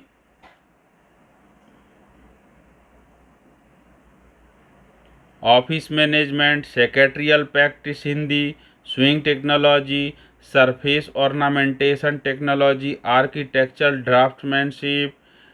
ठीक है, फिर इसमें आते हैं हम ये कैटरिंग एंड हॉस्पिटैलिटी, DTP, और कुछ और ऐसे हैं। मतलब ये टोटल हो गए कितने ट्रेड की, तो देखा जाए तो जो 13 ट्रेड निकल के आते हैं, ये 13 ट्रेड स्पेशली सिर्फ वुमेन ओरिएंटेड हैं और ये वुमेन NSTI में ही ये रन कराए जाते हैं। ठीक है, ये तो और भी जगह लेकिन स्पेशली।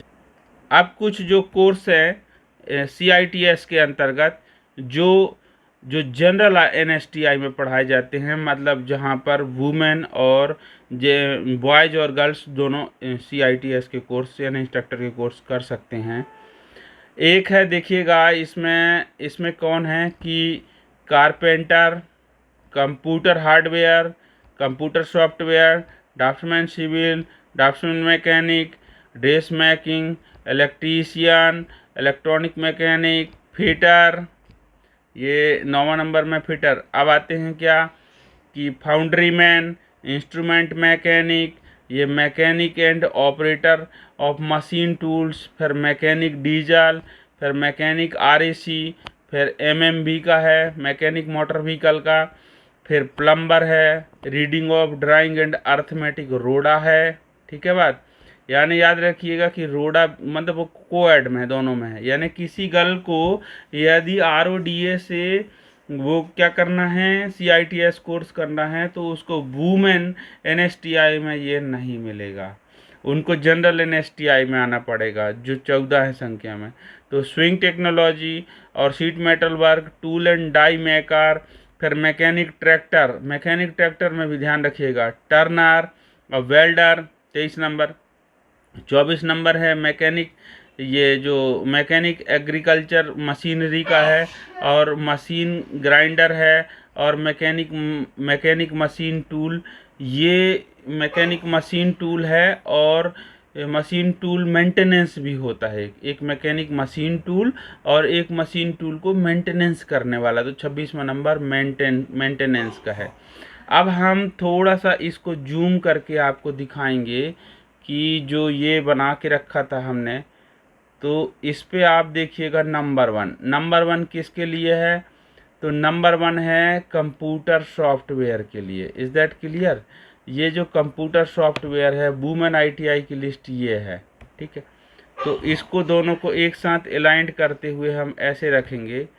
तो अब आप यहाँ पर देखिएगा बिन पॉइंट टू पॉइंट कि इसको मैं एक काम करता हूँ, इसमें स्क्रीन पे रखता हूँ, आप इसको जब देखेंगे तो आपको और अच्छा समझ में आ जाएगा।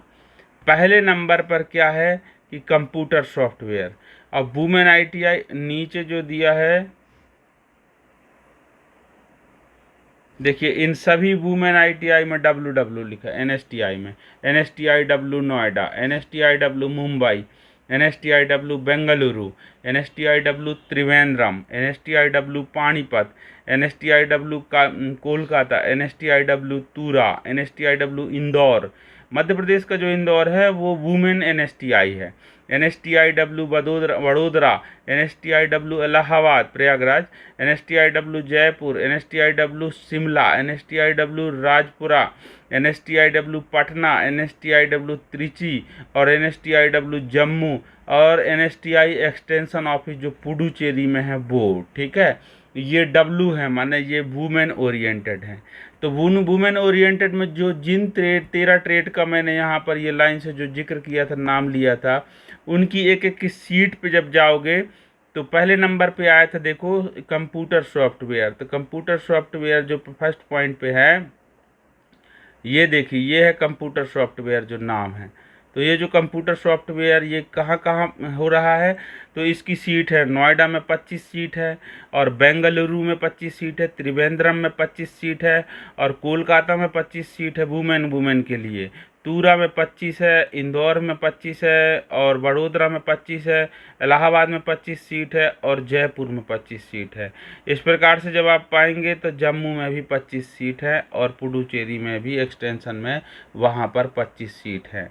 तो ये पूरी इन लिस्ट को आप देखेंगे 1 से 13 तक की ये जो पूरी लिस्ट है, इनके नाम और किस NSTI में कहाँ क्या है, तो आप पाएंगे कि इसमें महत्वपूर्ण चीज़ 3 बिंदु हैं जिनको मैं डिस्कस करता हूं, क्योंकि यदि एक एक पॉइंट टू पॉइंट यदि अक्षर से डिस्कस करेंगे तो वो आधा घंटा ज़्यादा चला जाएगा, वीडियो लंबी हो जाएगी।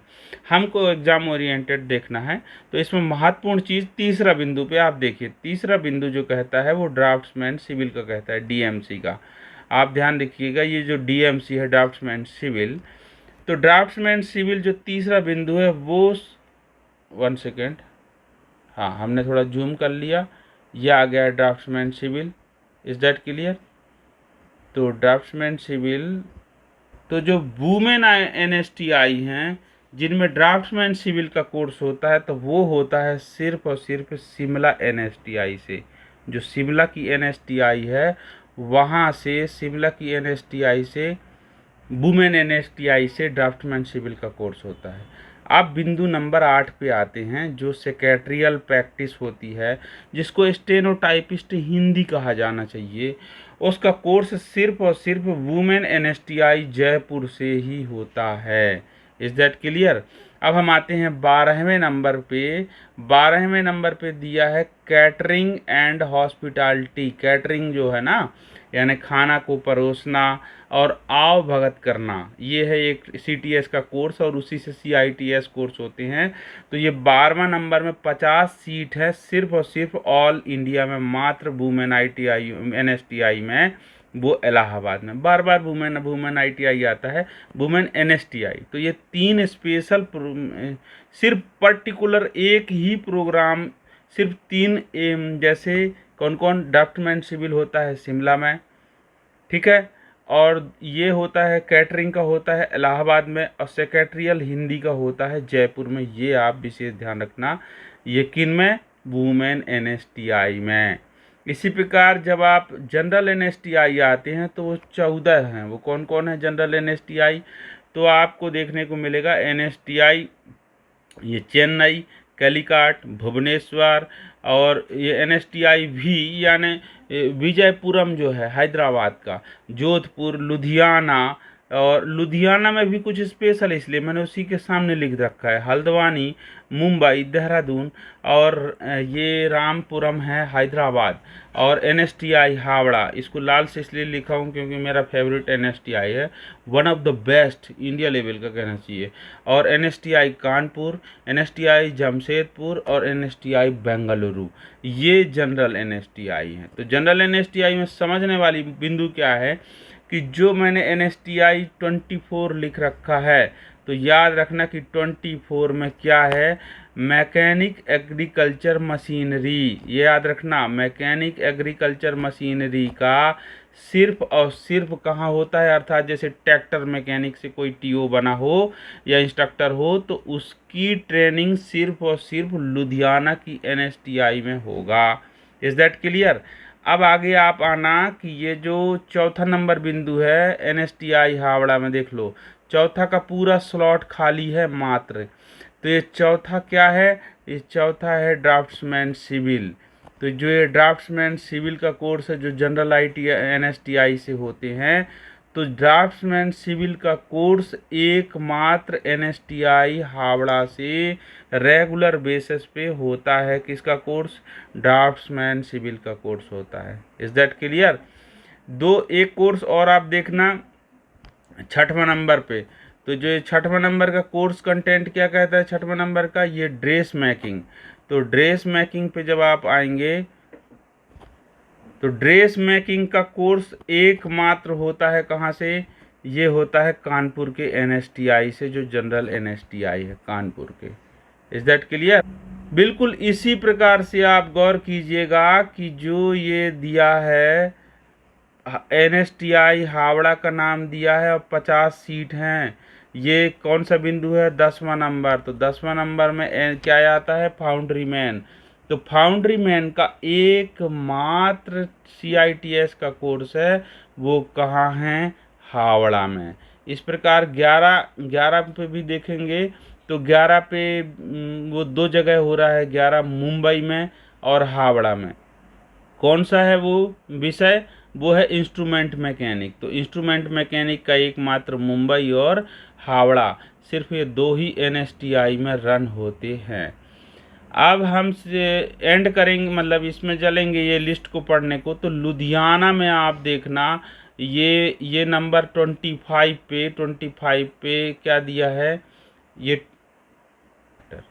नहीं वो 21 है एक्चुअली, ये देखिए 21। तो जो ये 21 दिया है ना 21, इस 21 का ये देखना मैकेनिक ट्रैक्टर। तो ट्रैक्टर मैकेनिक के 100 सीट और एग्रीकल्चर मशीनरी इक्विपमेंट के भी 100 सीट, ये कहाँ है? लुधियाना के एनएसटीआई में।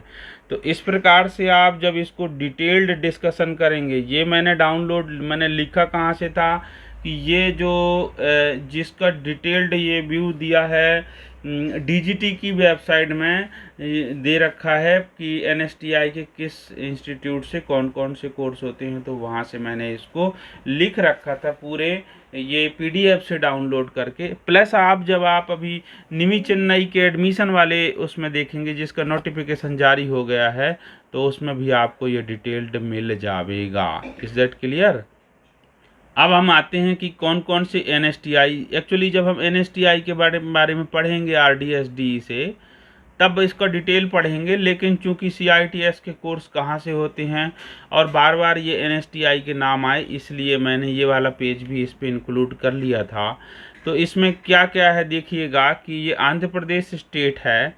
इस आंध्र प्रदेश स्टेट में विजयवाड़ा में आरडीएसडीई है और इसके एक्सटेंशन सेंटर जो है एनएसटीआई नहीं है आंध्र प्रदेश में, एक भी ध्यान रखिएगा। आंध्र प्रदेश में एनएसटीआई का एक्सटेंशन सेंटर है कहाँ? विशाखापट्टनम में। और इसको याद रखिएगा कि इसमें आईटोट है, मगर कहाँ पे है? ये गुजवाका में है, वाईजैक के पास, विशाखापट्टनम के पास आंध्र प्रदेश गवर्नमेंट आईटोट चलाती है।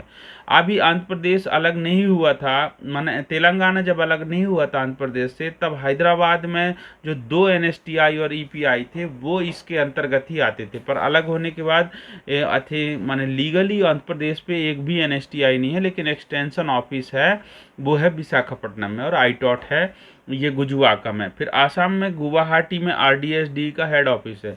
आप ध्यान रखना कि कहीं भी आपको आसाम में एक भी एनएसटीआई नहीं मिलेगा और आसाम में एक भी आपको आरडीएस माने वो आईटोट नहीं मिलेंगे, लेकिन आसाम में आरडीएसडी का हेड ऑफिस है। ऐसा क्यों?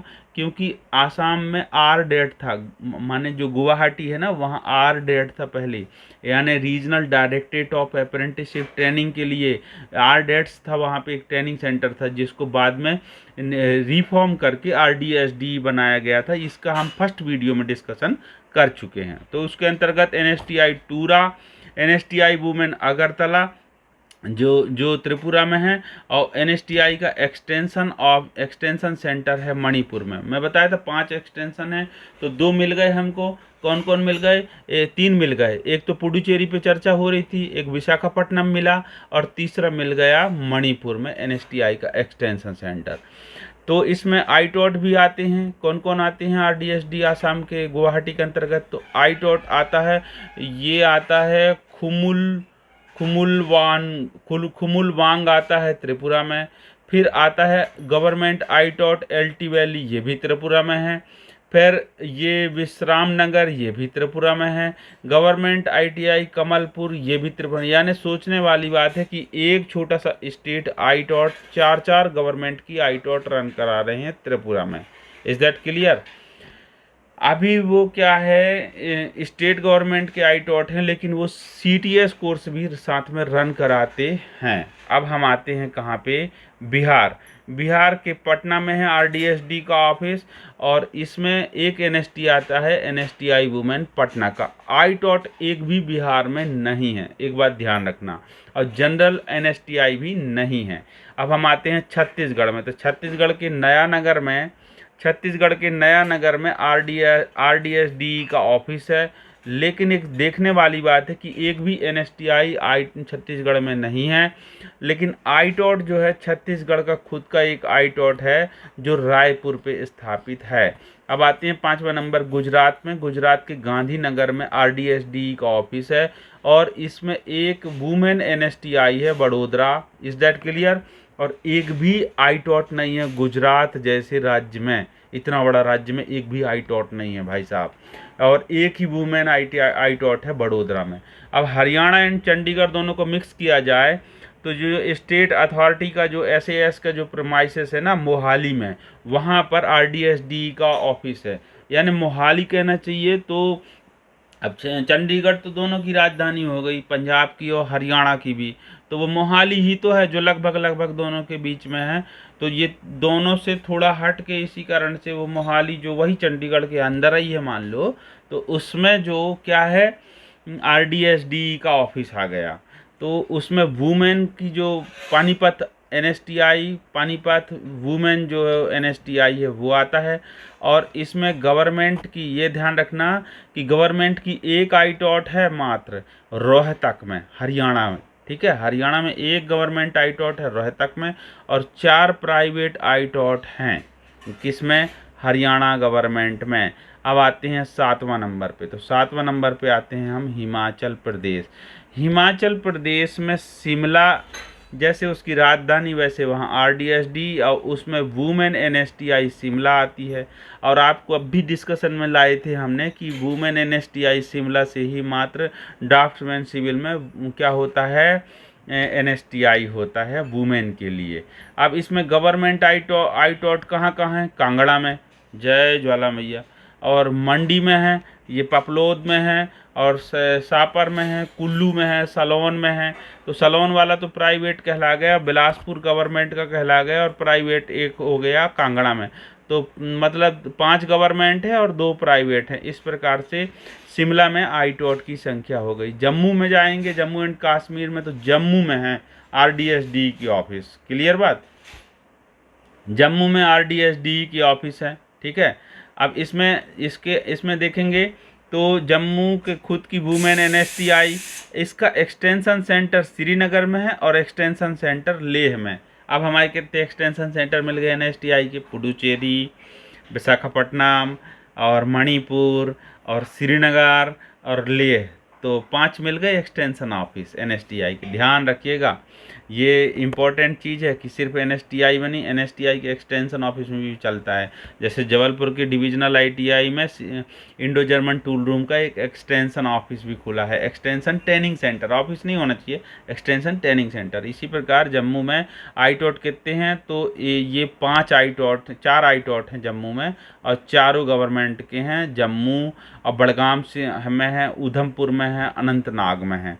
अब हम आते हैं 9वां नंबर झारखंड। झारखंड में रांची में आईटॉट है, रांची में आरडीएसडी है, और जबकि एनएसटीआई कहाँ है, जमशेदपुर में, और एक भी आईटॉट नहीं है। तो रांची में क्यों लिया है भाई, रांची में आरडेट का ऑफिस था, ये ध्यान रखिएगा।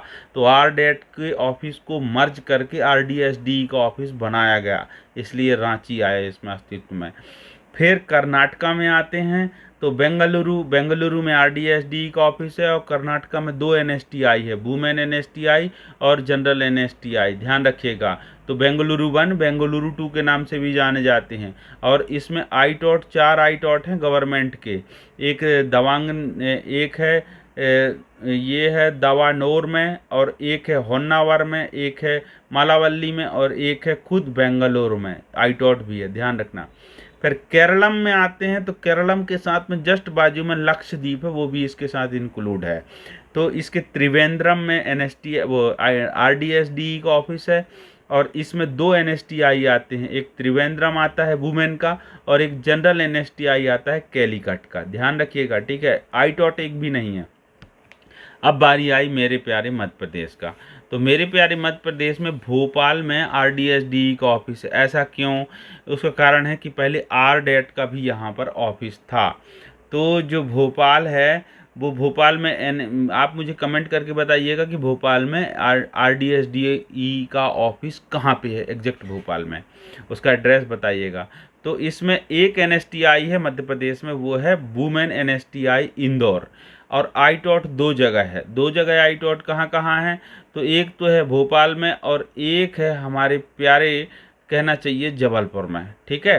तो ये 2 क्या हैं, एनएसटीआई माने जो आईटॉट के ऑफिस हैं। आईटॉट यहाँ चल रहे हैं, इलेक्ट्रीशियन ट्रेड से है जबलपुर में, लेकिन जो भोपाल में है वो वेल्डर और इलेक्ट्रीशियन दोनों हैं, सीआईटीएस के कोर्स होते हैं। अब ये महाराष्ट्र एंड गोवा इन दोनों को इंक्लूड किया जाए तो मुंबई में जो आरडेट था वहीं पर आरडीएसडी का ऑफिस है। अब इसमें वुमेन मुंबई और जनरल मुंबई 2 एनएसटीआई आते हैं, याद रखिएगा, और गोवा का भी एनएसटीआई इसी में आता है, ठीक है। तो इस प्रकार से 3 एनएसटीआई आते हैं महाराष्ट्र की मुंबई के आरडीएसडी के अंतर्गत। अब हम आते हैं एनसीआर कैपिटल रीजन जो दिल्ली का है, वहाँ वो खुद तो पूछा, मतलब वो खुद इतना बड़ा प्रीमाइसेस है यार, कहना चाहिए कि कौशल भवन है, वहाँ पे हेड ऑफिस है। तो ये इसके अंतर्गत वहाँ आरडीएसडी है, ठीक है, क्योंकि वहाँ फरीदाबाद में आरडेट था, उसको वहाँ पर शिफ्ट करके पूसा में आरडीएसडी बना दिया गया। फरीदाबाद थोड़ी पहले पड़ जाता है। तो जो नोएडा है, नोएडा की जो वुमेन एनएसटीआई है, जहाँ स्विंग टेक्नोलॉजी, एम्ब्रॉयडरी और इनसे रिलेटेड है ना, ये वुमेन आईटीआई एनएसटीआई है, तो उसके भी यहीं से कंडक्ट हैं। अब हम आते हैं ओडिशा।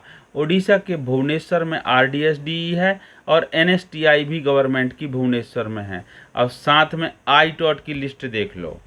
तो इसमें ध्यान रखना भाई साहब, आईटॉट में 4 प्राइवेट आईटॉट हैं और 11 गवर्नमेंट की आईटॉट हैं, जिसमें 11 गवर्नमेंट की आईटॉट भुवनेश्वर में कहाँ है। मैं तो कहूँगा कि आने वाले टाइम में स्किल कैपिटल बन जाएगा भुवनेश्वर। देखो, बालासोर, हीराकुंड, मलकानगिरी, काटक और तलचार, फिर ये ताकतपुर, जयपुर, पटना, फिर राउरकेला और केंदुझार, अब भुवनेश्वर, इस प्रकार से 12 ने इनको हटा करके 11 गवर्नमेंट के आईटॉट बन गए। अब प्राइवेट आईटॉट में जाओगे तो प्राइवेट आईटॉट में जो यूनिवर्सिटी नाम सुना होगा, सेंचुरियन, जहाँ पर रीजनल स्किल कंपटीशन भी हुआ था इंडिया स्किल के अंतर्गत। और बीजू पटनायक जो तालचार में है वो एसआईपीटी आईटॉट है, जो ये पत्ता मुंदई में, और मीति कटक का एमआईटीआई जो कटक है, ये जो हैं ये प्राइवेट आईटॉट हैं। अब हम आते हैं पंजाब लुधियाना में। तो पंजाब में लुधियाना में RDSD का ऑफिस है, ध्यान रखिएगा, और NSTI लुधियाना और NSTI मोहाली, जबकि मोहाली में हरियाणा का भी RDSD का हेड ऑफिस है। और लुधियाना में क्या है, मोहाली में क्या है, पंजाब के अंतर्गत NSTI वुमेन है मोहाली की। तो इस प्रकार से ये कॉमन है, वो चंडीगढ़ मान लो, पर ये पंजाब मान लो, हरियाणा मान लो, आधा आबादी सब मिक्स है वहाँ पे, ठीक है। ये मैं कहाँ तक पढ़ूंगा इसको, ये इसमें बहुत वीडियो टाइम कंज्यूम होगा। ये मैं आपके सामने स्क्रीन पे स्लो कर दिया हूँ। ये गवर्नमेंट के, ध्यान रखिएगा कि गवर्नमेंट के इसमें क्या हैं, कितने, लगभग 11 गवर्नमेंट के आईटॉट हैं पंजाब में और 4 प्राइवेट आईटॉट हैं पंजाब में।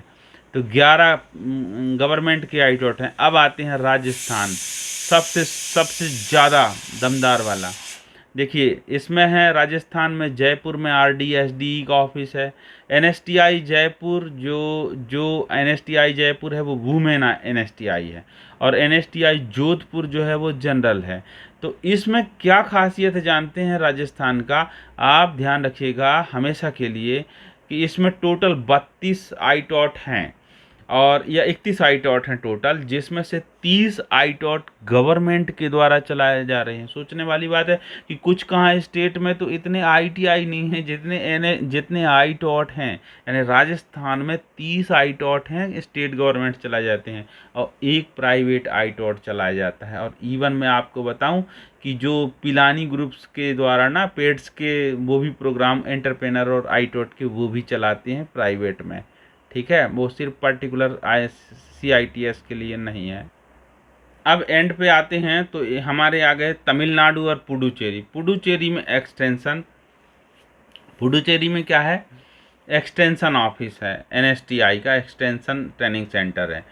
तो जो निमी का हेड ऑफिस है वो गिंडी में है, गिंडी चेन्नई में, और वहीं NSTI है, वहीं CTI है, और वहीं से मैकेनिक मोटर व्हीकल का ही एकमात्र जगह है जहां मैकेनिक मोटर व्हीकल और ऑटोमेशन के जो भी ट्रेड हैं उनके CITS कोर्स होते हैं। ये बात कन्फर्म आप याद रखिएगा। और इवन जो ड्राफ्ट्समैन मैकेनिकल के भी, DMM के भी, ड्राफ्ट्समैन मैकेनिकल और ड्राफ्ट्समैन सिविल के भी हाँ वहाँ नहीं है, लेकिन मैकेनिक मोटर व्हीकल का वहाँ ज़रूर है, ठीक है। तो इसमें NSTI चेन्नई है और वुमेन NSTI त्रिची, और एक चीज़ और मैंने नहीं लिखा हूँ कि एक्सटेंशन NSTI पुडुचेरी, ध्यान रखिएगा वो भी इसमें है। आईटॉट तमिलनाडु में एक भी नहीं है, और तमिलनाडु में इलेक्शन होने वाला है तो 8,000 रुपये TV खरीदने के लिए देंगे। ये क्या ज़माना है। 19वें नंबर पे हम आएंगे तेलंगाना। तो तेलंगाना पे आप देखिएगा कि जो तेलंगाना है वो तो उसकी राजधानी हैदराबाद है। तो हैदराबाद तो सेंट्रल इंडिया का टेक्नोलॉजी का हब है। तो वहाँ तो नेशनल इंस्टीट्यूट ऑफ MSME है, वहाँ NSTI विद्यानगर है, NSTI रामनाथपुरम है, और खुद NSTI जो हाई माने जो API जो रामनाथपुरम में था उसको NSTI में कन्वर्ट किया गया, और जो पुराना ATI था उसको NSTI वुमेन विद्यानगर में कन्वर्ट किया गया। इस प्रकार से, और एक बात याद रखिएगा कि RDET जो था, regional directorate of apprenticeship training के लिए, उसी को RDSD के ऑफिस के रूप में मर्ज कर लिया गया, सबस्यूम्ड कर लिया गया। और तेलंगाना में 5 गवर्नमेंट के द्वारा, स्टेट गवर्नमेंट के द्वारा रन कराए जाने वाले 5 आईटॉट हैं, किसमें, तेलंगाना में। अब हम आते हैं प्यारे उत्तर प्रदेश में। एक तरफ उत्तर प्रदेश के भैया लोग हैं, तो देखो ये कानपुर में जो RDET की ऑफिस थी, वहीं पर कानपुर में RDSD की ऑफिस हो चुकी है। और इसमें कानपुर का NSTI है फेमस, हमारे जबलपुर से सब कानपुर भेजे जाते थे पहले, और हावड़ा भेजे जाते थे। तो देखो कानपुर में है, और NSTI वुमेन जो है इलाहाबाद में है, ठीक है। NSTI वुमेन इलाहाबाद की एक खासियत, अभी अभी आपने देखा था कैटरिंग का कोर्स होता है, और जयपुर वुमेन में होता है कि इसका सेक्रेटरीट का कोर्स होता है। गवर्नमेंट आईटॉट लखनऊ, ये एक ही आईटॉट है गवर्नमेंट की लखनऊ में, और प्राइवेट आईटॉट है एक उत्तर प्रदेश में। इतना बड़ा राज्य है। और तो उत्तराखंड में देखा जाए ना, और जबकि वहाँ के ना अनुदेशक की भर्ती में CITS अनिवार्य भी है, ये भी बात है। अब उत्तराखंड में आते हैं तो देहरादून जो है, ये हमारे मित्रों का एरिया है, तो देहरादून में यहाँ पर RDSD का ऑफिस है, और इसमें NSTI देहरादून और NSTI हल्द्वानी, ये 2 NSTI आते हैं, और ITOT वो बिल्कुल चलाना पसंद नहीं करते। ठीक है, अब वेस्ट बंगाल पसंद, मतलब जोक है ये, लेकिन ITOT नहीं है। अब हम आते हैं 22वां नंबर पे, यानी टोटल 22 RDSD हैं। कोई आपसे पूछेगा कि कितनी RDSD है, तो मैं ये सिर्फ RDSD पे ही बता दिया, वो भविष्य में जब उसका डिस्कशन होगा तो एक बार और रिवीजन हो जाएगा। तो वेस्ट बंगाल में जो लेक सिटी है कोलकाता में, ठीक है, उसी के साल्ट लेक के पास में भी आपने अभी पढ़ा होगा CSTRI कोलकाता की ऑफिस है, माने बहुत बड़ी बिल्डिंग है। वहीं पर वुमेन ITI भी है, याद रखिएगा। जो NSTI वुमेन लिखा है ना कलकत्ता में, साल्ट लेक में है, और वो पूरा लेक सिटी कहलाता है। और वहीं पे RDSD है, वहीं पे RDET का भी ऑफिस था, regional directorate of apprenticeship training. वहीं पे CSTRI कोलकाता है, जिसने सब जगह के कोर्स कंटेंट को डिजाइन करता है। और वेस्ट बंगाल में एक और NSTI है, हावड़ा, जो हमारा प्यारा स्थान है, जहाँ से हम लोग भी पढ़े हैं, सीखे हैं। वहाँ के हम सभी गुरुजनों को नमन करते हैं। वो धन्य हैं वो गुरु, और धन्य है वो जगह। और उस जगह में मेरी माता जगत जननी जगदम्बा माँ काली मैया का ऐसा स्थान है कलकत्ता में, कि वहाँ जितने बार भी जाओ आप, वो सब कम है। ठीक है, तो अब ये वीडियो को क्लोज करने के पहले मैं आपको इसकी एडमिशन प्रोसेस कहाँ से होती है ये भी दिखा देता हूँ। तो ये है निमी चेन्नई। निमी जैसे आप सर्च करते हो, ठीक है, और निमी में जब आप सर्च करते हो तो ये निमी में आ जाता है। क्या क्या आ जाता है देखो, नेशनल इंस्ट्रक्शनल मीडिया इंस्टीट्यूट, या तो इसमें वो अलग अलग के रूप में भी दे देता है। जैसे ये देखो, एक चीज़ ये देख रहा है कि निमी ऑनलाइन एडमिशन जाना है, तो उसका अलग दे रखा है। निमी मॉक टेस्ट का है तो निमी मॉक टेस्ट .in का दे रखा है। निमी प्रोजेक्ट है तो निमी प्रोजेक्ट की वेबसाइट अलग दे रखी है। ठीक है, अभी आप इसमें देखो, निमी की लर्निंग करना है, निमी ने यूट्यूब चैनल लॉन्च कर दिया है, तो निमी लर्निंग ऑनलाइन .in है। तो निमी के बहुत सारे वेबसाइट हैं और बहुत सारे कोर्स हैं। तो हम इसकी जो मदर है ओरिजिनल, जिसमें .gov.in है, जो मदर जो कहना चाहिए ये वेब वर्जन है, उस पे चलते हैं। तो ये नेशनल इंस्ट्रक्शनल मीडिया इंस्टीट्यूट के जो मदर वेब वर्जन है, जब हम उसमें जाते हैं, ये कुछ सामने फ्रंट पे यूट्यूब चैनल लॉन्च हुआ उसके बारे में दिखा रहे हैं। तो ऐसा चैनल दिख रहा है। ये जयंत चौधरी साहब, हमारे मिनिस्टर साहब, कितने हंसमुख चेहरा से दिख रहे हैं। इसमें हमारे मोदी साहब का चेहरा नहीं है यार। अभी देखो, ये इसका डिटेलिंग हम बाद में डिस्कस करेंगे कि निमी क्या है, इसका गठन कब हुआ था। ये देखो, जाते जाते देखो, जर्मन थ्रो GTZ, ये सब डिस्कस कर चुके हैं हम MOU पे। ये हमारे मंत्री साहब आते हैं। हम इस पे धीरे धीरे स्क्रॉल करते हुए जब जाएंगे तो बहुत सारी चीज़ों का डिस्कशन आएगा। अब हम ये क्विक लिंक आया है, देखो एक लिंक वो बता रहा है कि आपको किन चीज़ों का लिंक इम्पोर्टेंट है जो यहाँ से ले सकते हो। तो Bharat skill, mock test, LMS, Siddh portal, PM Surya Ghar Mitra योजना, इसमें CITS RPL देख लीजिए। अभी 2026 के CITS RPL का नहीं आया है, और एक है CITS। तो हमको ये दो महत्वपूर्ण बिंदुओं पे इस टॉपिक पे डिस्कशन करना है। ये निमी के द्वारा होता है। निमी तो एफिलिएशन का भी काम करते हैं, तो जब हम कभी उस पर टॉपिक में डिस्कशन करेंगे तब आएंगे। लेकिन अभी हम आते हैं निमी, ये CITS को हम टच करते हैं। तो CITS को जब टच करते हैं तो ये नया विंडो खुल जाता है इसी में। तो ये देखिए, 2026-27 के लिए टेनेटिव शेड्यूल, यानी जो अनुमानित समय सारणी है, वो लॉन्च किया गया है। और इस समय सारणी के अनुरूप ये बताया जा रहा है कि ये QR कोड के माध्यम से स्कैन करके आप अपना एडमिशन की प्रक्रिया रन करा सकते हो। अथवा ये कह रहा है कि admission to courses under crafts instructor training scheme CITS at NSTI skill centres, माने national skill training institutes and institute for training of trainers, यानी ITOTs for academic session 2026-27 will be made through all India common entrance test NAICET। एक बात ध्यान रखिए, कि जो भी आईटॉट्स या एनएसटीआई से आप सीआईटीएस के कोर्स करना चाहेंगे वो एक उसके लिए एग्ज़ाम देना पड़ेगा आपको। कोई आईटीआई या पॉलिटेक्निक के परसेंटेज से नहीं, एक एग्ज़ाम देना पड़ेगा और वो एग्ज़ाम का नाम होता है all India common entrance test होता है AICET, scheduled to be held on 31 मई 2026। और जिसका जो शेड्यूल तैयार किया गया है कि जो 31 मई 2026 को परीक्षा आयोजित होना है, तो उसके लिए application are invited from eligible candidate for admission to CITS in various state through the website NIMI online admission .in। तो इसके माध्यम से निमी ऑनलाइन एडमिशन .in के माध्यम से, और वही वेबसाइट भी खुला हुआ है देख लो, तो ये क्विक लिंक के माध्यम से हम लोग आए थे। तो इसके माध्यम से व्यक्ति 18/4 से 10/5 के बीच में अर्थात 10 मई तक वो अपना फार्म भर सकता है। 18/4 से अभी 18/4 नहीं आया है, उसके बाद ये विंडो अपने आप खुल जाएगा। तो वो जो तैयारी करेगा तो वो CITA जो computer based training CBT exam होगा AICET का, उसमें अपीयर होगा और उसके मेरिट के आधार पे उससे फिर चॉइस फिलिंग करवाई जाएगी और चॉइस फिलिंग के माध्यम से फिर वो एडमिशन ले सकेंगे जिस जगह उनको प्रवेश लेना है। ये हिंदी में भी साफ साफ यानी इंग्लिश और हिंदी दोनों में दे रखा है यार, चेन्नई पहली बार हिंदी में दे रहा है। और ये इन्होंने मैप भी जारी किया है कि NSTI कहाँ कहाँ है, आईटॉट कहाँ कहाँ है।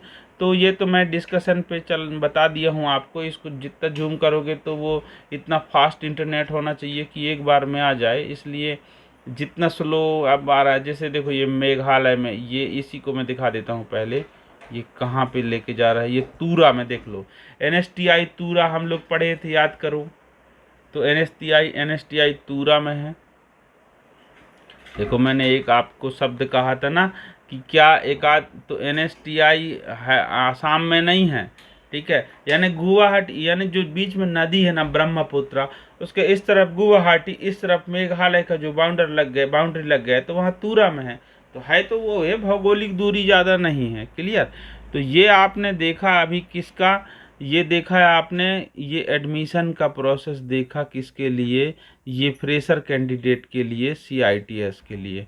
अभी हम एक और लिंक पे डिस्कस करेंगे जो RPL होता है, CITS RPL। तो जब CITS RPL पे आते हैं तो उसकी वेबसाइट ऐसी दिखती है, देखो RPL.NIMI.Learning.in के नाम से आती है, देखो। और इसमें अभी ये टेनर हर साल इसका जनरेट होता है, यानी 2025 के लिए कौन था, 2026 के लिए अभी आएगा शेड्यूल, तो उसमें फॉर्म भरवाया जाएगा। तो ये क्या कह रहा है इस पे बिंदु देखना, ये RPL CITS supplementary 2026 fees payment link है। तो मतलब 2026 की अभी फ्रेशर कैंडिडेट के रूप में नहीं है, अभी जो सप्लीमेंट्री के लिए है उनके लिए आया है। और डाउनलोड हॉल टिकट सप्लीमेंट्री के लिए, यानी जो भी हमने अभी आपसे डिस्कशन किया ना कि जो ऑलरेडी TO हैं पढ़ा रहे हैं उनको CITS कोर्स करने के लिए जो RPL का कोर्स करना है उसके लिए ये वेब लिंक और इनका ये पूरा कंटेंट दिया। तो इस प्रकार से इस वीडियो के माध्यम से आपने CITS के कोर्स के बारे में फुल डिटेल में डिस्कशन किए, उनके एडमिशन, उनके एकेडमिया, उनके सलेबस, उनके प्रोग्राम और उनकी एलिजिबिलिटी, उनके इंस्टीट्यूशंस और इंस्टीट्यूशंस के हेडिंग RDSD, इन सब पे डिस्कशन किया हमने, ठीक है। अभी इस वीडियो को यहीं क्लोज करना चाहेंगे। आप अवश्य बताइएगा कमेंट करके कि ये वीडियो कैसा लगा CITS कोर्स के बारे में। मिलते हैं हम नेक्स्ट वीडियो में। ये माता राम नर्मदे, जय मैया अम्बा जगदम्बा, माँ भवानी, माँ दुर्गा, माँ शिवानी मैया। ये मेरा चैनल है मित्रों, प्लीज़ आपका मोटिवेशनल कमेंट मिले तो अच्छा भी लगेगा। ये मैं इसलिए हमारे मिनिस्ट्री के डिटेलिंग में ऐसा डिस्कशन की वीडियो मैंने डाला क्योंकि मेरे भी खुद के नोट्स थे, मैं कोई प्रोफेशनल हूँ नहीं। और इसको क्लोज करने के बाद भले मैं फिर अपने टेट के भी कुछ वीडियो अपलोड करना स्टार्ट करूँगा, क्योंकि मेरे स्टूडेंट्स की भी डिमांड है कि वो भी चाहते हैं कि सर कुछ हमको भी गाइडलाइन मिले। तो इस प्रकार से जो पहले हमारे ये खुद के डिपार्टमेंट के हैं, जो कुछ हमारे कॉलीग हैं उनके सपोर्टिव स्कीम पे, और कुछ जनरल स्टूडेंट जो यूपीएससी वगैरह के प्रिपरेशन में, एमपीपीएससी के, तो स्किल इंडिया मिशन के तहत जो क्वेश्चनिंग होते हैं, क्वेश्चनायर क्रिएट होते हैं, और जो पीओटी आईटॉट इनकी तैयारी करते हैं, आईटॉट से जो सीआईटीएस के, उनमें भी जो क्वेश्चनायर आते हैं, उन सब में ये सपोर्टिव होने के उद्देश्य से ये वीडियो बनाए गए थे। इस प्रकार से इस आज की वीडियो क्लोज करते हैं। कैसा लगा ज़रूर बताइएगा। जय श्री राम, जय अम्बा जगदम्बा मैया, हर हर महादेव।